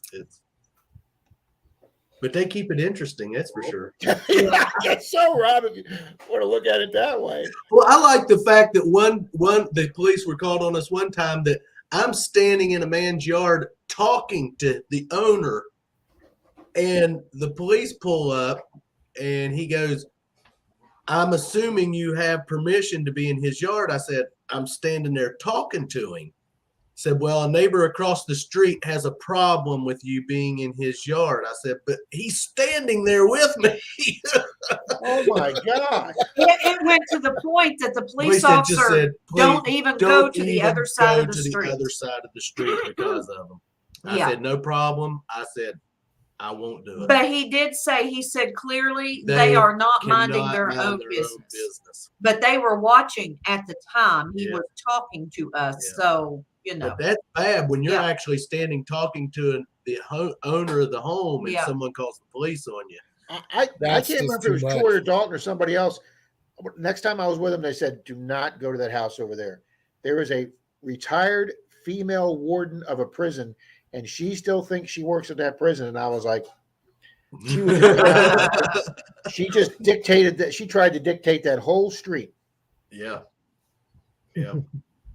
Yeah. They're like, some of them are like that in the curb strips we're hunting. They act like they own it all. Man, it's paintball right between the eyes, Dr. Who says. But you know what? We just by someone walking outside, "Hey, what are you doing?" And then they'll say, well, you want to come over and hunt my yard? Yeah. You know, that has That's happened. happened. We've got several permissions that way. Mhm. Oh, Or yeah. I mean, I'll tell Robert, I'll say, I see someone out in the yard. I'm going to hand them a card, tell Yeah. them what we're all about, That way and they know what we're doing. You take know. it from there. Even you if know. they're sitting up on their porch, I'll lay my detector down and walk up and introduce myself just to let them know what I'm doing and see what their reaction is going to be. Robert, do an informal survey. Exactly a year ago on Christmas Eve Day, 2021, we hold a breakfast every Christmas morning for all the like the orphan, I call them the orphan parents, like the widows whose husband have died, the parents whose kids are all moved away, the old people, and we always have all the older adults over for breakfast that are just sitting home alone by themselves for Christmas Day. So Christmas Eve morning, Denise is like, "Oh, we need some eggs or butter or something for the breakfast." So I was out driving around Christmas Eve morning, and I went up to the neighborhood by my house, and I'm like, "Let's go see. Everybody should be in a good mood. It's Christmas Eve morning. Let's go see if we can get a couple of permissions." And I found 5 people outside their house, whether they were like stopping to pick up the paper or watering their lawn or whatever. But because I approached them and they were already out in their yard and I approached them as a neighbor, I went 5 for 5 that day getting permissions. It is so much easier to get a permission when somebody is outside their house and you walk up and say, "Hey, I'm a neighbor that lives, I live 4 streets over," and then you start a conversation.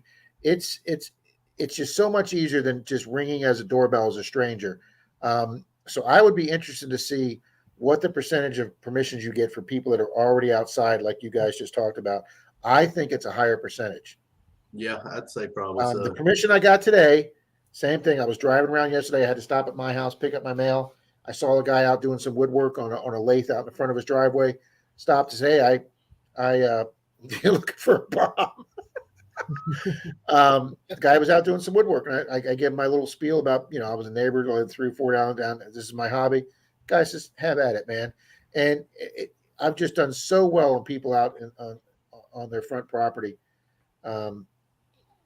Alice, now that's another good point too. It's my peacetime, and I avoid problematic areas. Yeah. And that's why I hunt the beach at night. If I'm in that solitary mood or solo mood, I mean, I love detecting with the guys, but there's also times I enjoy being out there by myself. And that's right. Bill's older than Methuselah. We were looking at your cat there behind you, he's Rob. up there. Yeah. Oh yeah, he's We had to move everything off of that. Well, actually, he moved everything off. Everything we had up there. That's my display Sheldon. cabinet. Everything I'm up glad there you went did on the that. floor when he decided to take over that spot.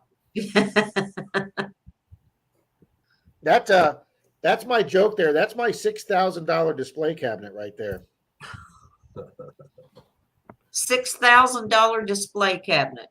Yeah, the woman, the roommate that I had in my property that decided not to pay when COVID hit, and I lost $6,000 in rent and another $1,000 or so with the attorney to get her out. She left that in the house when she left. So that's my $6,000 cabinet right there. That's what I got for the $6,000 it took me to get her out of my house. Scott, let's talk about this. I don't ever use the word dig, or I don't use holes. I say sweep or swing. And then if they ask, I tell them, I don't even say dig then. I tell them I cut a small plug like a golf course does. And then I tell them I dig it partially out and I flip it over so there's grass still attached. I actually learned some of this from Deej and some of the channels that were around before I was around. You don't completely you keep a part of it like a hinge. So when you put it back in, there's grass still attached that will keep the plug from drying out. Now you want to come down, don't you?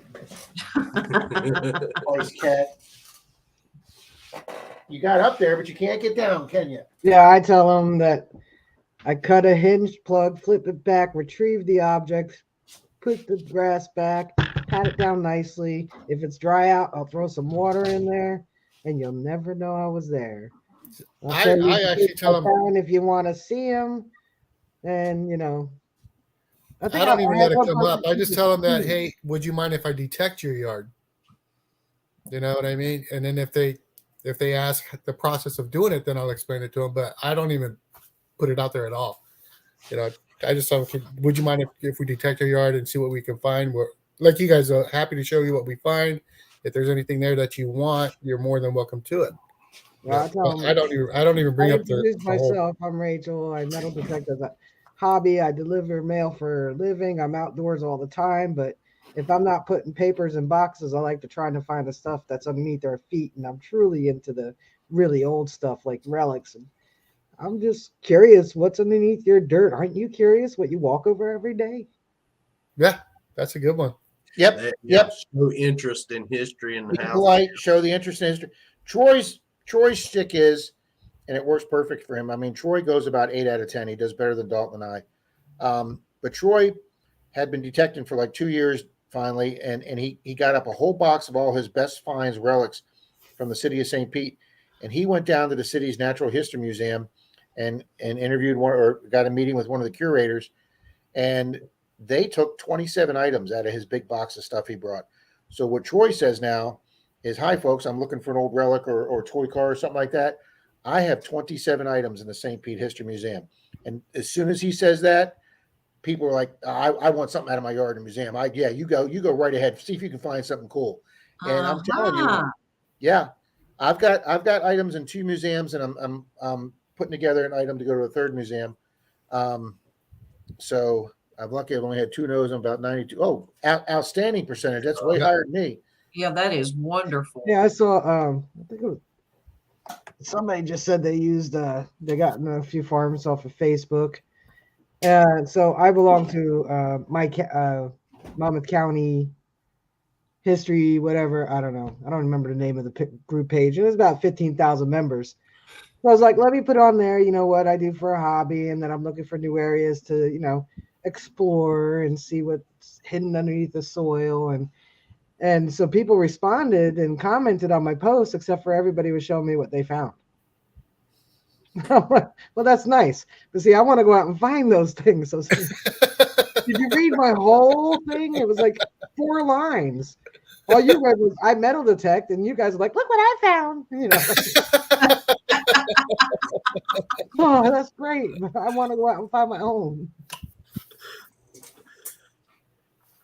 Simon from the Weedy Boys, he uses the Nextdoor app. I don't know if you guys have that up there where you're at, Rob, but we have a thing down here in Florida called the Nextdoor app. And it's like neighbors can get together. It's like for neighborhoods to get together, find out what's going on. Like if there's some guy, you know, like it's a peeping Tom or somebody's got a lost cat or something. He puts it on there that, you know, I'm a local metals detectorist and I like old houses and history. If you have a house that's like pre-1950 or something and you want to find what's underneath your ground, and he gets 2 or 3 a month off of that. Oh, that's cool, Digologist. That is cool. We had oh wow. You can't argue with that, Wicked Digger.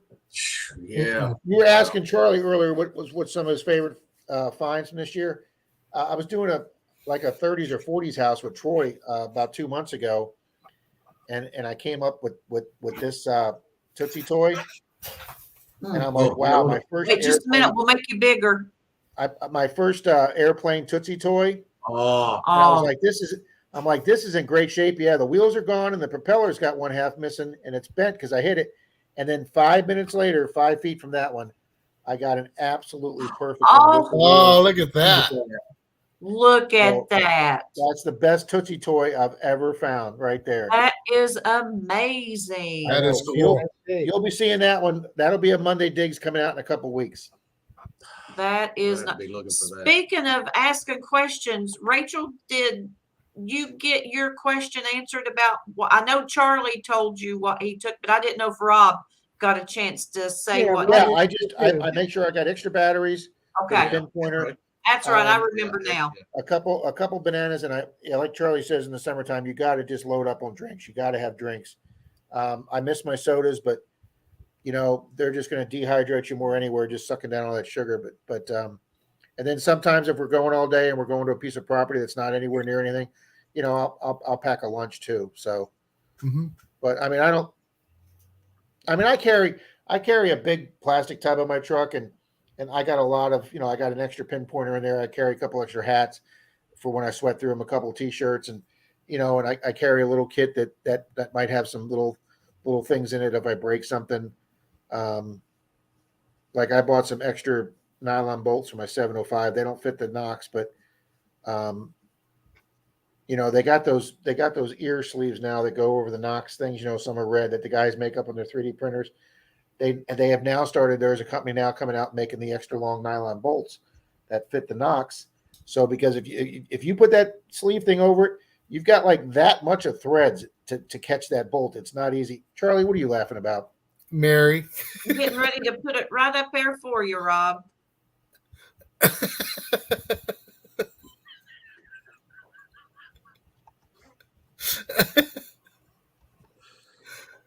Mary, that's not true. I actually have pretty good hearing, Mary. I'm old, Mary, but I'm not that old yet. Okay. See you, Scott Jarvie. Have a good evening. Later. We'll see you, Scott. Thanks for stopping by. I thought when you were getting ready to ask the question, Rob, I thought the one question you were going to ask was during 2021, during COVID, did it change or alter your metal detecting? And I know Denise was a little worried because that was the year we did Florida Hunt 7. And there was a lot of people up there without masks on. Denise asked me to please wear my mask that whole year or that whole trip, and I pretty much did, especially at the restaurant, because there was a lot of people that didn't. But to be honest with you, when Dalton and I hunt, or Dalton and I and Troy, if we get a fairly big permission, we weren't near each other anyway. So Dalton made sure to try and get us like some big open field permissions, so none of us were near each other. It really didn't alter me that much. If I door knocked, I would always step back like 10 feet anyway. Yeah. Congrats, Dennis. Yep. So to be honest with you, it really didn't impact me that much. I did that one video on how to door knock through COVID, and man, that video took off. But as soon as I door knock a permission, I'll either step off the porch steps to give them the position of power, or or if it's a flat front door, I'll back up 6 or 8 feet so that people know you're not a threat. So COVID didn't really change that for me because I was already 10 feet back from them anyway. Yeah, don't go walking up on the door, banging on the door. Boom, boom, boom, boom. Yeah, there's a certain way to knock too. Don't Yeah. Nice knock. And I tried, and I'm not going to pick on him here, but I tried because Jeff from Austria, he's out there hunting those Roman fields. He's all by himself, so he gets geared up with his camo pants and his camo jacket and his camo hat and his army boots, and that's what he wore over here. Thanks, and I'm like, Jeff, buddy, I can't go up to a door knock and you look like G.I. Joe here. I said, that's not cutting these little old people's subdivisions. They're just going to freak out when they see camo guys standing there. That's Charlie. That's Charlie. That's what he wore up there. Yeah. When we met up in Tallahassee, that's what he was sporting. I want to say in a video there was a picture of you guys, and he was in his combat attire. Yeah, don't knock on a door. Look like you're getting ready to invade a country. Now, when Grassy Ass Lawns got us that big cotton field permission up in Georgia, he was right at home in that outfit. Because even Grassy Ass said, "There's one guy that's dressed for the day," and he was. That was the day that his attire matched perfect. Yes, COVID's when I started. It was a great thing to do on your own. Absolutely. Yep.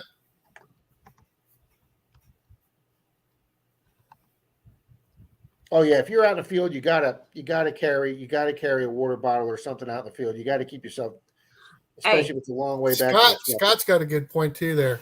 Scott McClory. Yeah. Yep. Absolutely. You're right. Absolutely. I agree with that. Yep. And I tell you something else that might be good, and I'm going to just jump in here. This 30%. Wait a minute. Am I down to? You're down to 25. Oh no, 15 was the last I heard. Now Robert's saying 10. Oh my gosh! But anyway, you better carry an extra pair of shoes with you because. Yeah, when the video is yet to come out. I had my boots on And when I bent down to dig, well, I hunkered down to dig, I felt the threading in my boots. I felt it start coming loose, and I thought, oh gosh. And when Oh, I no. stood up, my sole had come off my boot. Hmm. And so that sole is still laying there. I left it as a Well, it's reminder. amazing you don't hunt in flip flops. That's all you know how Oh, to wear. shut up. But anyway, I continued detecting because I had on good boots, and even with the sole off, I was still able to detect for a little while before that shoe completely went kaput, or boot. It was a booty. But anyhow, we were ready to leave for the day. So, but Yeah. take a different pair of shoes with you. Oh, you were a trooper that day. I weren't was a trooper. Yes, I Yeah, was. when I went up to Charlie, I made sure I took a second pair of shoes and my water booties. But then Rob got lazy when he left Charlie's on the way out of town. I stopped and hit a beach, and I'm like, I'm not going to go anywhere down in the water. I'll leave my good sneakers on. And sure as hell, one rogue wave came up and came faster up than I could. And my good sneakers, I drove the rest of the way 13 hours home with wet Thank you, sneakers on my Mary. good sneakers. And you? you know, take the 5 minutes and put the water shoes on, Rob. Yeah, extra shoes and socks, Mona. You Yeah. are right. Robert the extra socks and me the extra shoes. Yeah.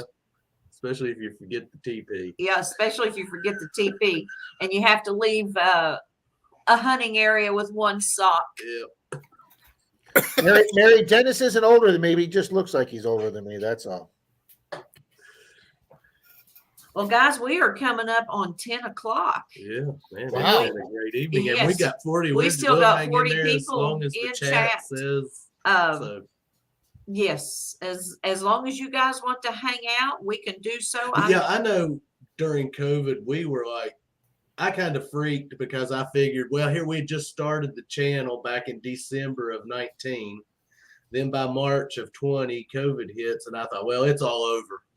There goes metal detecting. It's all out the window now.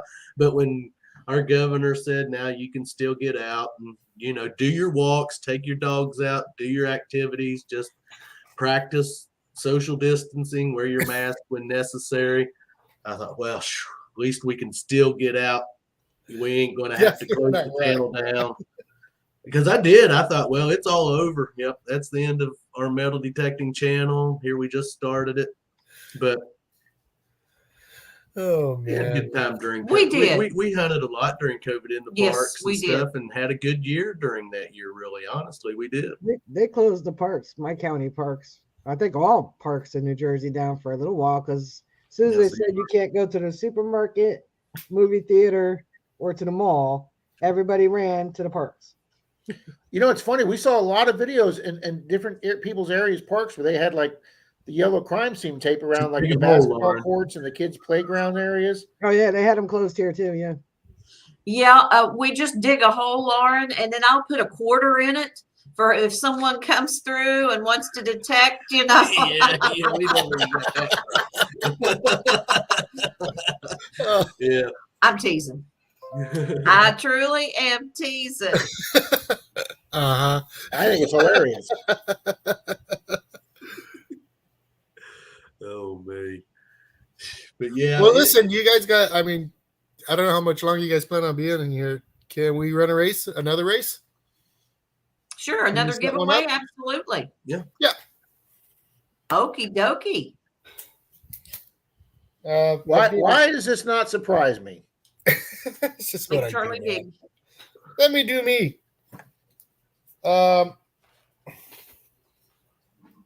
Taking the camera off because people insist I give them the camera too. So some of you guys already seen it. It's a mount for your GoPro or your camera. Okay. Ooh. There's a magnet that you install or just plugs right in. It does come with the phone mount, so if you want to use your phone instead, but basically goes on like that. GoPro turn on. neck. GoPro turn off. GoPro. I got the battery out of it, Rob. Nice try, sir.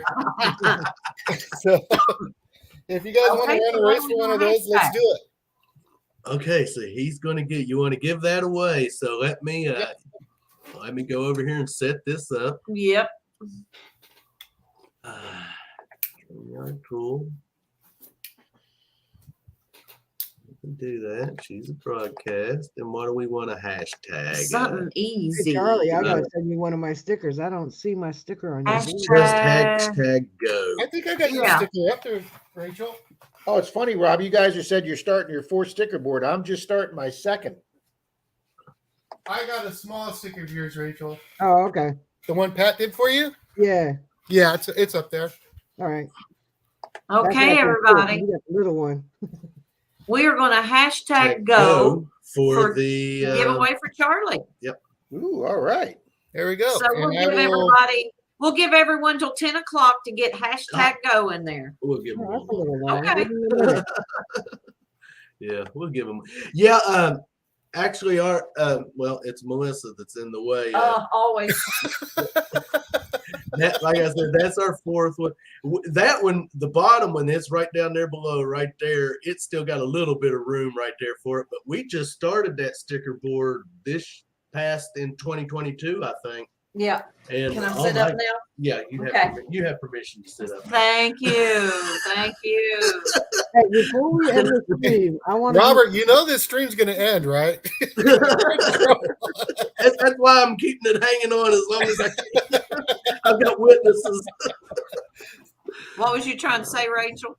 I was gonna say before we end the stream, I need y'all to make yourselves big and then just smile because I'm gonna put Okay. you as my virtual background next week.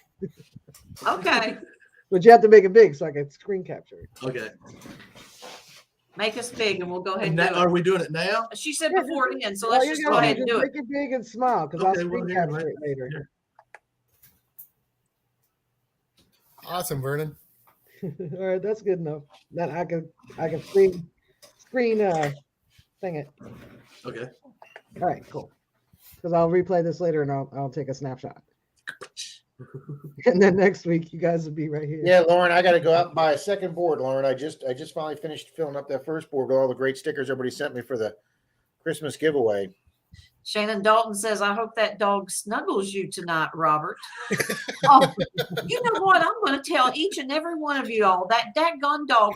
You know, we've had a long day, and I had him over here with me, and the only thing I could feel on my arm when I tried to set him down on me was his crusty butthole. I said, get your crusty butthole off my arm. He's old man. I know he's an old man. Good gosh. But that's the only thing I could feel. Gosh. Hey, David Alphonse, evening. Now, what we use, I'll Bad post that. Idea Lab, is our sticker board is just we go to big Walmart, go where their picture frames Yeah. are, and look for the big picture frames, and that's what those. I think it's what they use maybe to put posters in Posters or in. something like that. But yeah, that's what I've been using. So Yeah, Frankie, They you're work- right. It's going to be cold in that doghouse They work since we awesome. don't have a doghouse. but our sticker, man, since we started sticker swapping back in, I don't know when we actually started our first sticker board, probably early 2020. Oh, it's people I love getting stickers. People have been great with sending us stickers and doing sticker swaps. And it's hard to believe that we're already starting a 4th sticker board. Plus, we have a couple of smaller ones that Pat had put together Yep. from his Advent giveaways that we have won over the past couple of years. And we've got 2 there and 1 over there. And Well, you know, So- I'm going to share something with you guys. Robert and I were talking. One of these days, of course, you know, as you get older, you can no longer get out of metal detect. And I'm thinking like 15, 20 years down the road for us. But one of these days, because we have no one to leave these sticker boards to or that anything, we're liable we to- are going to, when we decide to hang up metal detecting, we're going to use them in giveaways. Yeah. Mm. So someone Yeah. can get them and Otherwise, whoever, once we're gone, someone will come in Come this in house here and they'll and- go in the garbage. it'll all go in the Yeah. map, so Because So we didn't have you guys do the roll up sticker board at Florida Hunt that everybody signed? yeah, the The banner, banner, and uh-huh. that went to James with What the Beat. What the Beat, and he has not been on the scene because he was having they were having A a new baby, baby, yeah. and life, but yeah, he won that one. And then we've got the one back here behind Shall I Melissa. move? Yeah, so the one back there, it says Clark's Cove Detecting, and that was the one we took the flash bash. Yeah. But I'm not giving that one away just Not not yet. anytime soon. The notion may anyways. hit him. One of these days, maybe, but not right now. Frog in my throat, folks. But- Excuse me a moment. But yeah, if you're going to an event, those are cool to have. Get you a banner made to get everyone to sign it or stuff like that. Those are, and that one was only what did it just cost us like $35 for that boy to make it, and he put the grommets in it, and it's real good quality, and they did a good job on it. Yep. Plus, we got a lot of good channel names on there. Yes, we do. Yep. Okay, folks. #go to get in on that giveaway. We're going to do that here real shortly. Yeah, about 5 or 10 minutes. About 5 minutes. Yes, we're going to do it. Yes. Yep. 5 minutes. Yeah. You did it 5 minutes ago. Do you mind if I say something real quick? Rob? Absolutely. There's like 3 people that I still owe prizes to from the Christmas giveaway on the 18th. And there's like 3 people I owe prizes to from Las Vegas Rob's 500.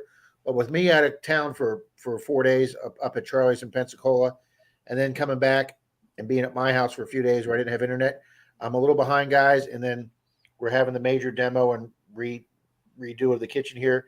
So bear with me, guys. I've only got 4 or 5 presents to get out. I'm going to work on that this week.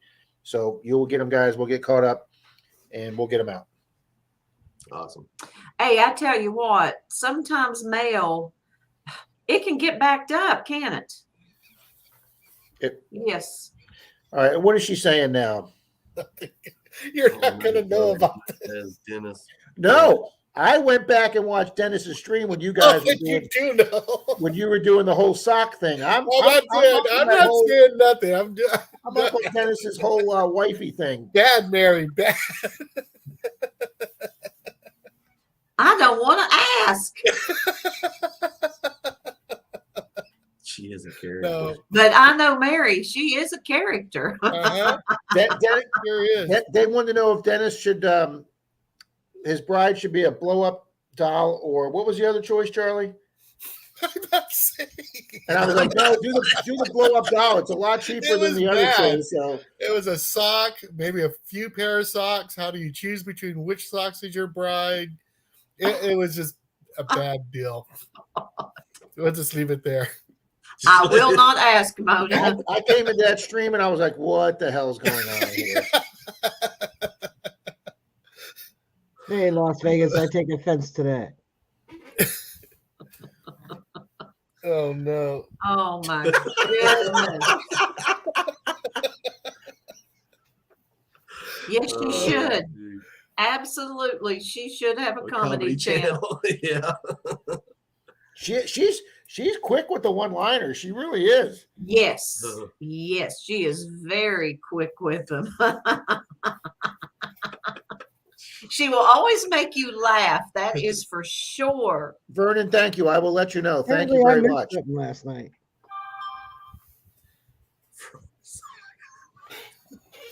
Oh gosh, guys. Clark, I'll take the doll. I need a partner when I get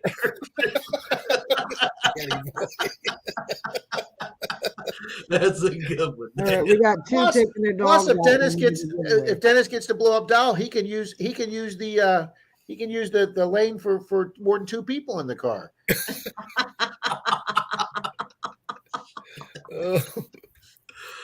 Oh my goodness. oh, How in the world we get on? You're right, Mona. I'm going to tell you what started it because I said I've got a frog in my throat, and I said, "Excuse me, guys." And that was Relic Reaper said he had to go out and glue his finger together. I don't know what the hell he did today. Oh, the horse. That's what it was, Bill. The sock or the horse. I said, don't marry a horse. That's going to cost way too much money in feed. Okay, guys, we're going to get ready to do that giveaway in about 1 minute. Hey, Metal Detecting with Randy. Good to see you. Well, Hey, Charlie, in this stream, I can have a chance to win your prize. #go, Randy, Yes. and get on this giveaway. Did you real type in quick. go, Rob? Oh, absolutely. I typed in go. #go to get in on the giveaway. Yep. This is Rob's prize right here. And this is a giveaway from Charlie. Yes. Absolutely. Charlie Chuckles. Excuse me, that's Charles Chuckles. Charles Chuckles. His buddy calls him Charles, and every time we were in the truck and he called him Charles, I almost didn't know who the hell he's talking to. Well, at work, I like frogs too. it's my old boss. He's my mentor. He's been helping me Hey, Amethyst. do a lot of stuff at work. Don, Don, it's interesting that you say that, Don, because that happens to Denise when it gets Hashtag cold. go Amethyst for the giveaway going on here in about 30 seconds. With all her cleaning products she has to use when she cleans houses, her fingers crack in the winter too, Don. Very interesting you say that. Charles in charge, see? Charles in charge. No problem, Lauren. Good luck. My hands get real rough, but I don't have any cracking. But I remember my mother's fingers used to crack, and they would bleed and be so sore and tender. You should wear lotion and wear gloves. I cannot wear gloves at nighttime. Yeah. Melissa, I've had to see Denise wear them in the wintertime when her fingers crack. Yeah. Okay, guys. Yeah, we're gonna get ready to do this. And do Hashtag this. go. And 10. I was going to start off from 5. Oh my goodness! Start at 10. Yeah, let's start with 10. 9, 8, 7, 6, 5, 4. And the reason he wanted to start off with 5, guys, is because he can't count to 10. What percentage is that now, Robert? It is now just Clark Code detecting from now on. 2, 1. Good luck, everybody. Good luck, everyone. Oh gosh. And we have metal detecting. with Randy. Yeah. Wins. Yeah. Awesome. Randy, you got my number, Congratulations, buddy. Randy. Just text me your address. Congrats, Randy. Yep. There you go. Congrats, Randy. Congratulations. Congratulations. Congrats, Randy. I get dry hands from the mail, Dick Digger. And that's how we Especially do that. Yes. the Congratulations. sales flyers on Thursdays, man. Those things suck all the moisture out of your fingers. Now what's that? They were talking about their dry hands, and I said, "Yeah, He did, Dave. they'll dry your hands out real bad." Hey, metal detecting. Yeah, the Phew, dirt. the man. dirt will make your Will hands feel, Make which mine dry. I know. Wear gloves, which I wear gloves. We wear gloves when we're bottle digging because of I the glass. cannot Oh wear yeah, gloves. you gotta do that. But metal Moving detecting, dirt man, clog. we just can't do it. We're very careful, though. We are Yeah. very careful. I still cut myself from time to time, but I just can't wear gloves and metal detect. Yeah. And I'll you tell know you that In what? my videos, I'm taking them on and off all the time. I don't like anything on my hands. These ladies that can metal detect and have their Yeah, the manicured nails. and I nail d- polish. I don't mean as in your own nails, but like artificial ones. I'm like, oh my gosh, how can you do it? Maybe they use them for digging, Maybe. My nails, I have to be honest, my nails have so many snags on them right now. I really need to take a file and smooth them over, but I found a file today. You can use it. no, thank you. It was a nice one. See you, Patty. Charlie, I know you read Hey, Dennis's Patty. comment, and I know that's not going to happen. It is not. I figured that. If Dennis won, that wouldn't have happened.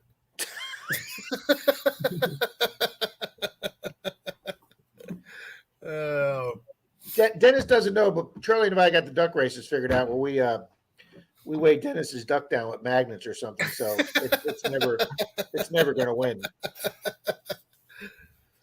Good night, Cynthia. Good night, Cynthia. Thanks for Good night, joining Miss us. Cynthia. Bye, Yeah, Cynthia. it's I'm starting actually to get getting my nails done tomorrow before I go digging. Oh, really? Yeah. Rachel has her own grown nails. She don't have artificial nails. She always has Yeah, long, Rachel- pretty nails. Yep. But yeah, it's getting past everyone's bedtime, Bad time. which we still have 38 in chat. Well, yeah. But as you Can't all leave need these to, people just throw No. them. We can't throw them out in the cold. but I No, don't we know can if head over to Charlie and JP. Rob have a curfew. No, she already went to bed, so I'm good. Mine's gone as well. This is the one morning Charlie doesn't Night, have to Lisa. get up 3 a.m. for work. That's right. Yeah, I'll tell you tomorrow something, though. we- I'll tell you we something, have though, Rob. 38. You should have been there in Zoom, Rob, the night Charlie fell asleep in Zoom, and we all took pictures of him. That was flipping excellent. I'll We've tell you been another one, in the- Robert. There was a worse. There was a worse time in Zoom as well, Robert. Should I tell him about that? No, don't tell him about that. Bernardo? That's why I've never showed your picture. Lord O'Reilly says her nails grow fast. She usually bites them. She don't like them long. Believe it or not, I used to bite my nails down so far that my quick would bleed. And then one day, my mom used to try to entice me to let me, make me grow them. And she'd be like, "I'll give you $1 for every nail you let grow." Could never let them grow. I was just chewing on them. Then one day, I Charlie, just did you woke read- up and suddenly I had Read Doctor Who's comment, Charlie? No, We have a busy duck day tomorrow. we Yes, we do. do. Yeah. We're gonna celebrate my 700 subscriber video. 700 subscriber on Rob's stream tomorrow. So it's gonna be a fun time. We're If you guys giving get away- time, come check it We're out. giving away oodles of stuff. Oodles? I'll tell you guys right now because everybody here in the chat is usually with us tomorrow. Not so everybody. I'm not usually there. not you, Rachel, but you'll be there tomorrow, maybe. You We know, are giving away I gotta- a- I Yes, gotta- 'cause we're usually metal detecting on Sundays. But you know what? Tomorrow we have a free day. so Tomorrow we'll we have probably- a free day, we'll so be you'll out. probably see us tomorrow. Charlie's Cool. giving away a great gift tomorrow. Yeah, we're gonna give away a Garrett carrot tomorrow. Oh, I need a new Wow. Yeah, everybody has a chance of winning that. In on that one. Yeah, Rachel's ears perked up on that one. Giving away one of these guys. I'm gonna be one of those people who always show up for the So- giveaways. One of these will be given away. Oh, they don't do that, do they, Rachel? No, not at all. Not at all. Not at all. I only have the regular people that are in my street. That's why nobody knows what I'm doing. One. Well, Alice will be on- last Alice Sunday, will I be will on at say that 9. we didn't give away. We could not get a duck race to work because of Rob's internet, and we had over 100 likes during the stream. So it was like 103 likes. So there was people there, and I think we ended with like 70 people still there. Rob. Yeah, it was nice. Grandma Kelly, she made a nice statement. She goes, "Guys, I know the stream hasn't gone well. I was up at my house after the trip from Charlie's, and I got up at 8, and I don't have internet because Denise and I figure I'm over here most of the time. We'll just pay for the internet here. It's at 9 a.m. Eastern time, Alice. Thank you, Rob. And I got up at 8. Yes, I said oodles, Doug. Hey, Doug. So I got up at 8 and I logged on to StreamYard. Excuse me. And I tried it and it worked great with just me on the stream with my hotspot on my phone. But then when I added Charlie and then Pat tried coming up and then we tried running a duck race, it overwhelmed my little hotspot on my phone and it just shut everything down. So we're back here at Denise's. We're with, we've got, the full internet just like tonight. And Mr. Charlie and I should hopefully have no technical issues tomorrow, and we're going to be doing Charlie's giveaway tomorrow. And I've got 2 gifts left over from the Christmas giveaway, Thanks, so Danny. we're gonna include that, including a U.S. Mint set. And no, Frankie, No. Leave it up to Frankie. Oh, well, thank you, Shannon. That's very, very nice of you. Thank you. Lauren, it What, would be buddy? 8 a.m. Central. What can I help you with? It's Rob's hot spot. Oh, he's got the kitty cat. Oh, look at that. Rob's freezing. Just a little TV? A little bit. Yeah. Rob top spot isn't so hot. Thank you, Maria. I'm crazy, mate. There he goes. Mary. Yeah, it's Yeah, my 15 hotspot wasn't so hot last week. guys. I think we're going to call this a live stream. It's been a great night, Yes, it has. We want to Yeah. thank you even though we guys still for. got 35 in chat. We do. We We do. appreciate each and every last Yes, one. we of them, do. but yeah, I think we're going to end it tonight. It's 2 hours and we're right at 2 hours and 14 minutes in. Man, it's been an awesome evening. And still 35 people. I hate to end Yeah, it, I but do. I am pooped. It's been a long day. It's funny, guys. The That's the way I screen's been do it. locking up a couple times. It always does this to me. Right at 2 hours, my screen starts locking up. Huh. I don't know why. Just do it the way I do it. Say, good night, all. Doop.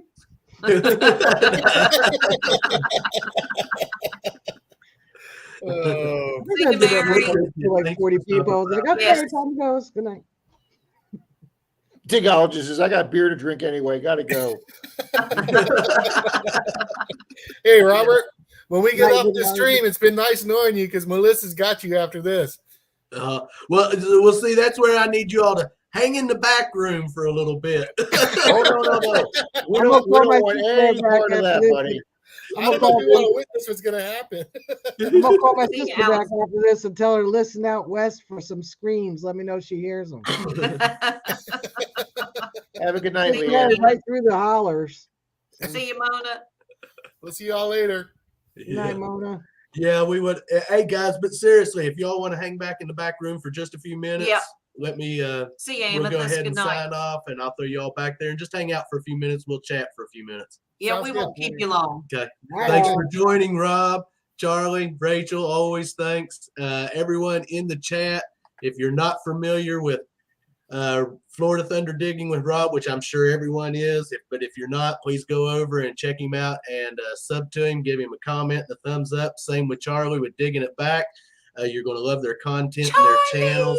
And of course, never forget Rachel and go over and check her out. Yes. Leave her a comment. If you ain't subscribed, Absolutely. subscribe. She's got her Wednesday night shenanigans, and Rob and Charlie have their live streams on Sunday morning at 9 o'clock. And always come over there and And join Rachel them. also premieres on Friday night. I think Fridays. I dig yes. Fridays, and of course we have our What are you guys Digging calling that? Sundays, which will be going on tomorrow night, kicking off with Metal Mike and Persis and Team Yep. Lynch and Clark's Cove and Hot Dog Clark's City. Cove. And of course, Rob's he's been a part of Monday Digs here lately. Him and Dennis and So it's back to Clark's Cove now. Did you yeah, guys hear I'll that? let you back in. Oh. That's Yeah. mighty humble of you, Rob. It really is. Very, very, yes, very humbling. Yes. So yeah, guys, thanks for joining us, and I'm going to throw you all in the back room and hang out for a few minutes, and we'll chat a little bit and call it a night. Yep. Thanks Tom again. Kingery, thanks. We'll see you in the morning. Peace. All right, It has guys. been a great evening, guys. Yes, thanks everyone for stopping by and hanging out with us tonight. Yes. And Congrats to our winners, yep, congrats Alice to the Wonderland winners. and Metal Detecting With with Randy. Yeah, way to pop in and win, and hey, that's how Hey, you do it. We have done that before. We've done that before. I mean, that's just the way it happens. It works like it. It just works I know like we that. popped in on Paul's live stream, and as soon as we popped in and Yep. entered and won. So Absolutely. that's how you do it. See you, Frankie. Yeah, everyone have Tell a good, Caleb we said Yep. hey. and everyone have a good night. Yes. Good weekend. Be safe out there if you get out and go detecting tomorrow. See you, Doctor and Who. Hope you all find gold and silver. Yes, as always. absolutely. And we always love to leave you all with, If you lose it, we find it. You shouldn't flip people off like that, Melissa. oh, I didn't. Oh, I thought you went like that when you. No. Goodness sakes. You don't know I give them don't the do- finger when you're telling them goodbye. You know I don't do stuff like that. Only to you. Oh, well, gee, thanks. But no, you all been a great crowd tonight. We love Yes. each and See you, every Tom. last one of Tom. you. And we'll see you back next weekend. We've got a great live stream lined up for next Saturday night. And catch us tomorrow night on See you, Dirt Sunday. Clock. Digging Sundays. Yeah. I always get that reversed. I'm the world's It's worst. okay. It's okay. We know you do I- that, after Robert. about a year, I might finally figure out what we call it. Yeah. But everyone have a good night. Like I said, be safe while you're out there if you're hunting and digging, and Yes. always be safe, and may you find gold and silver. Take your trash with you, guys. Yeah. Always. Don't leave it. Take And, your trash with you. We'll see you next Saturday night, guys. Absolutely. Good night, everybody. We love you. Later. Mwah. End broadcast.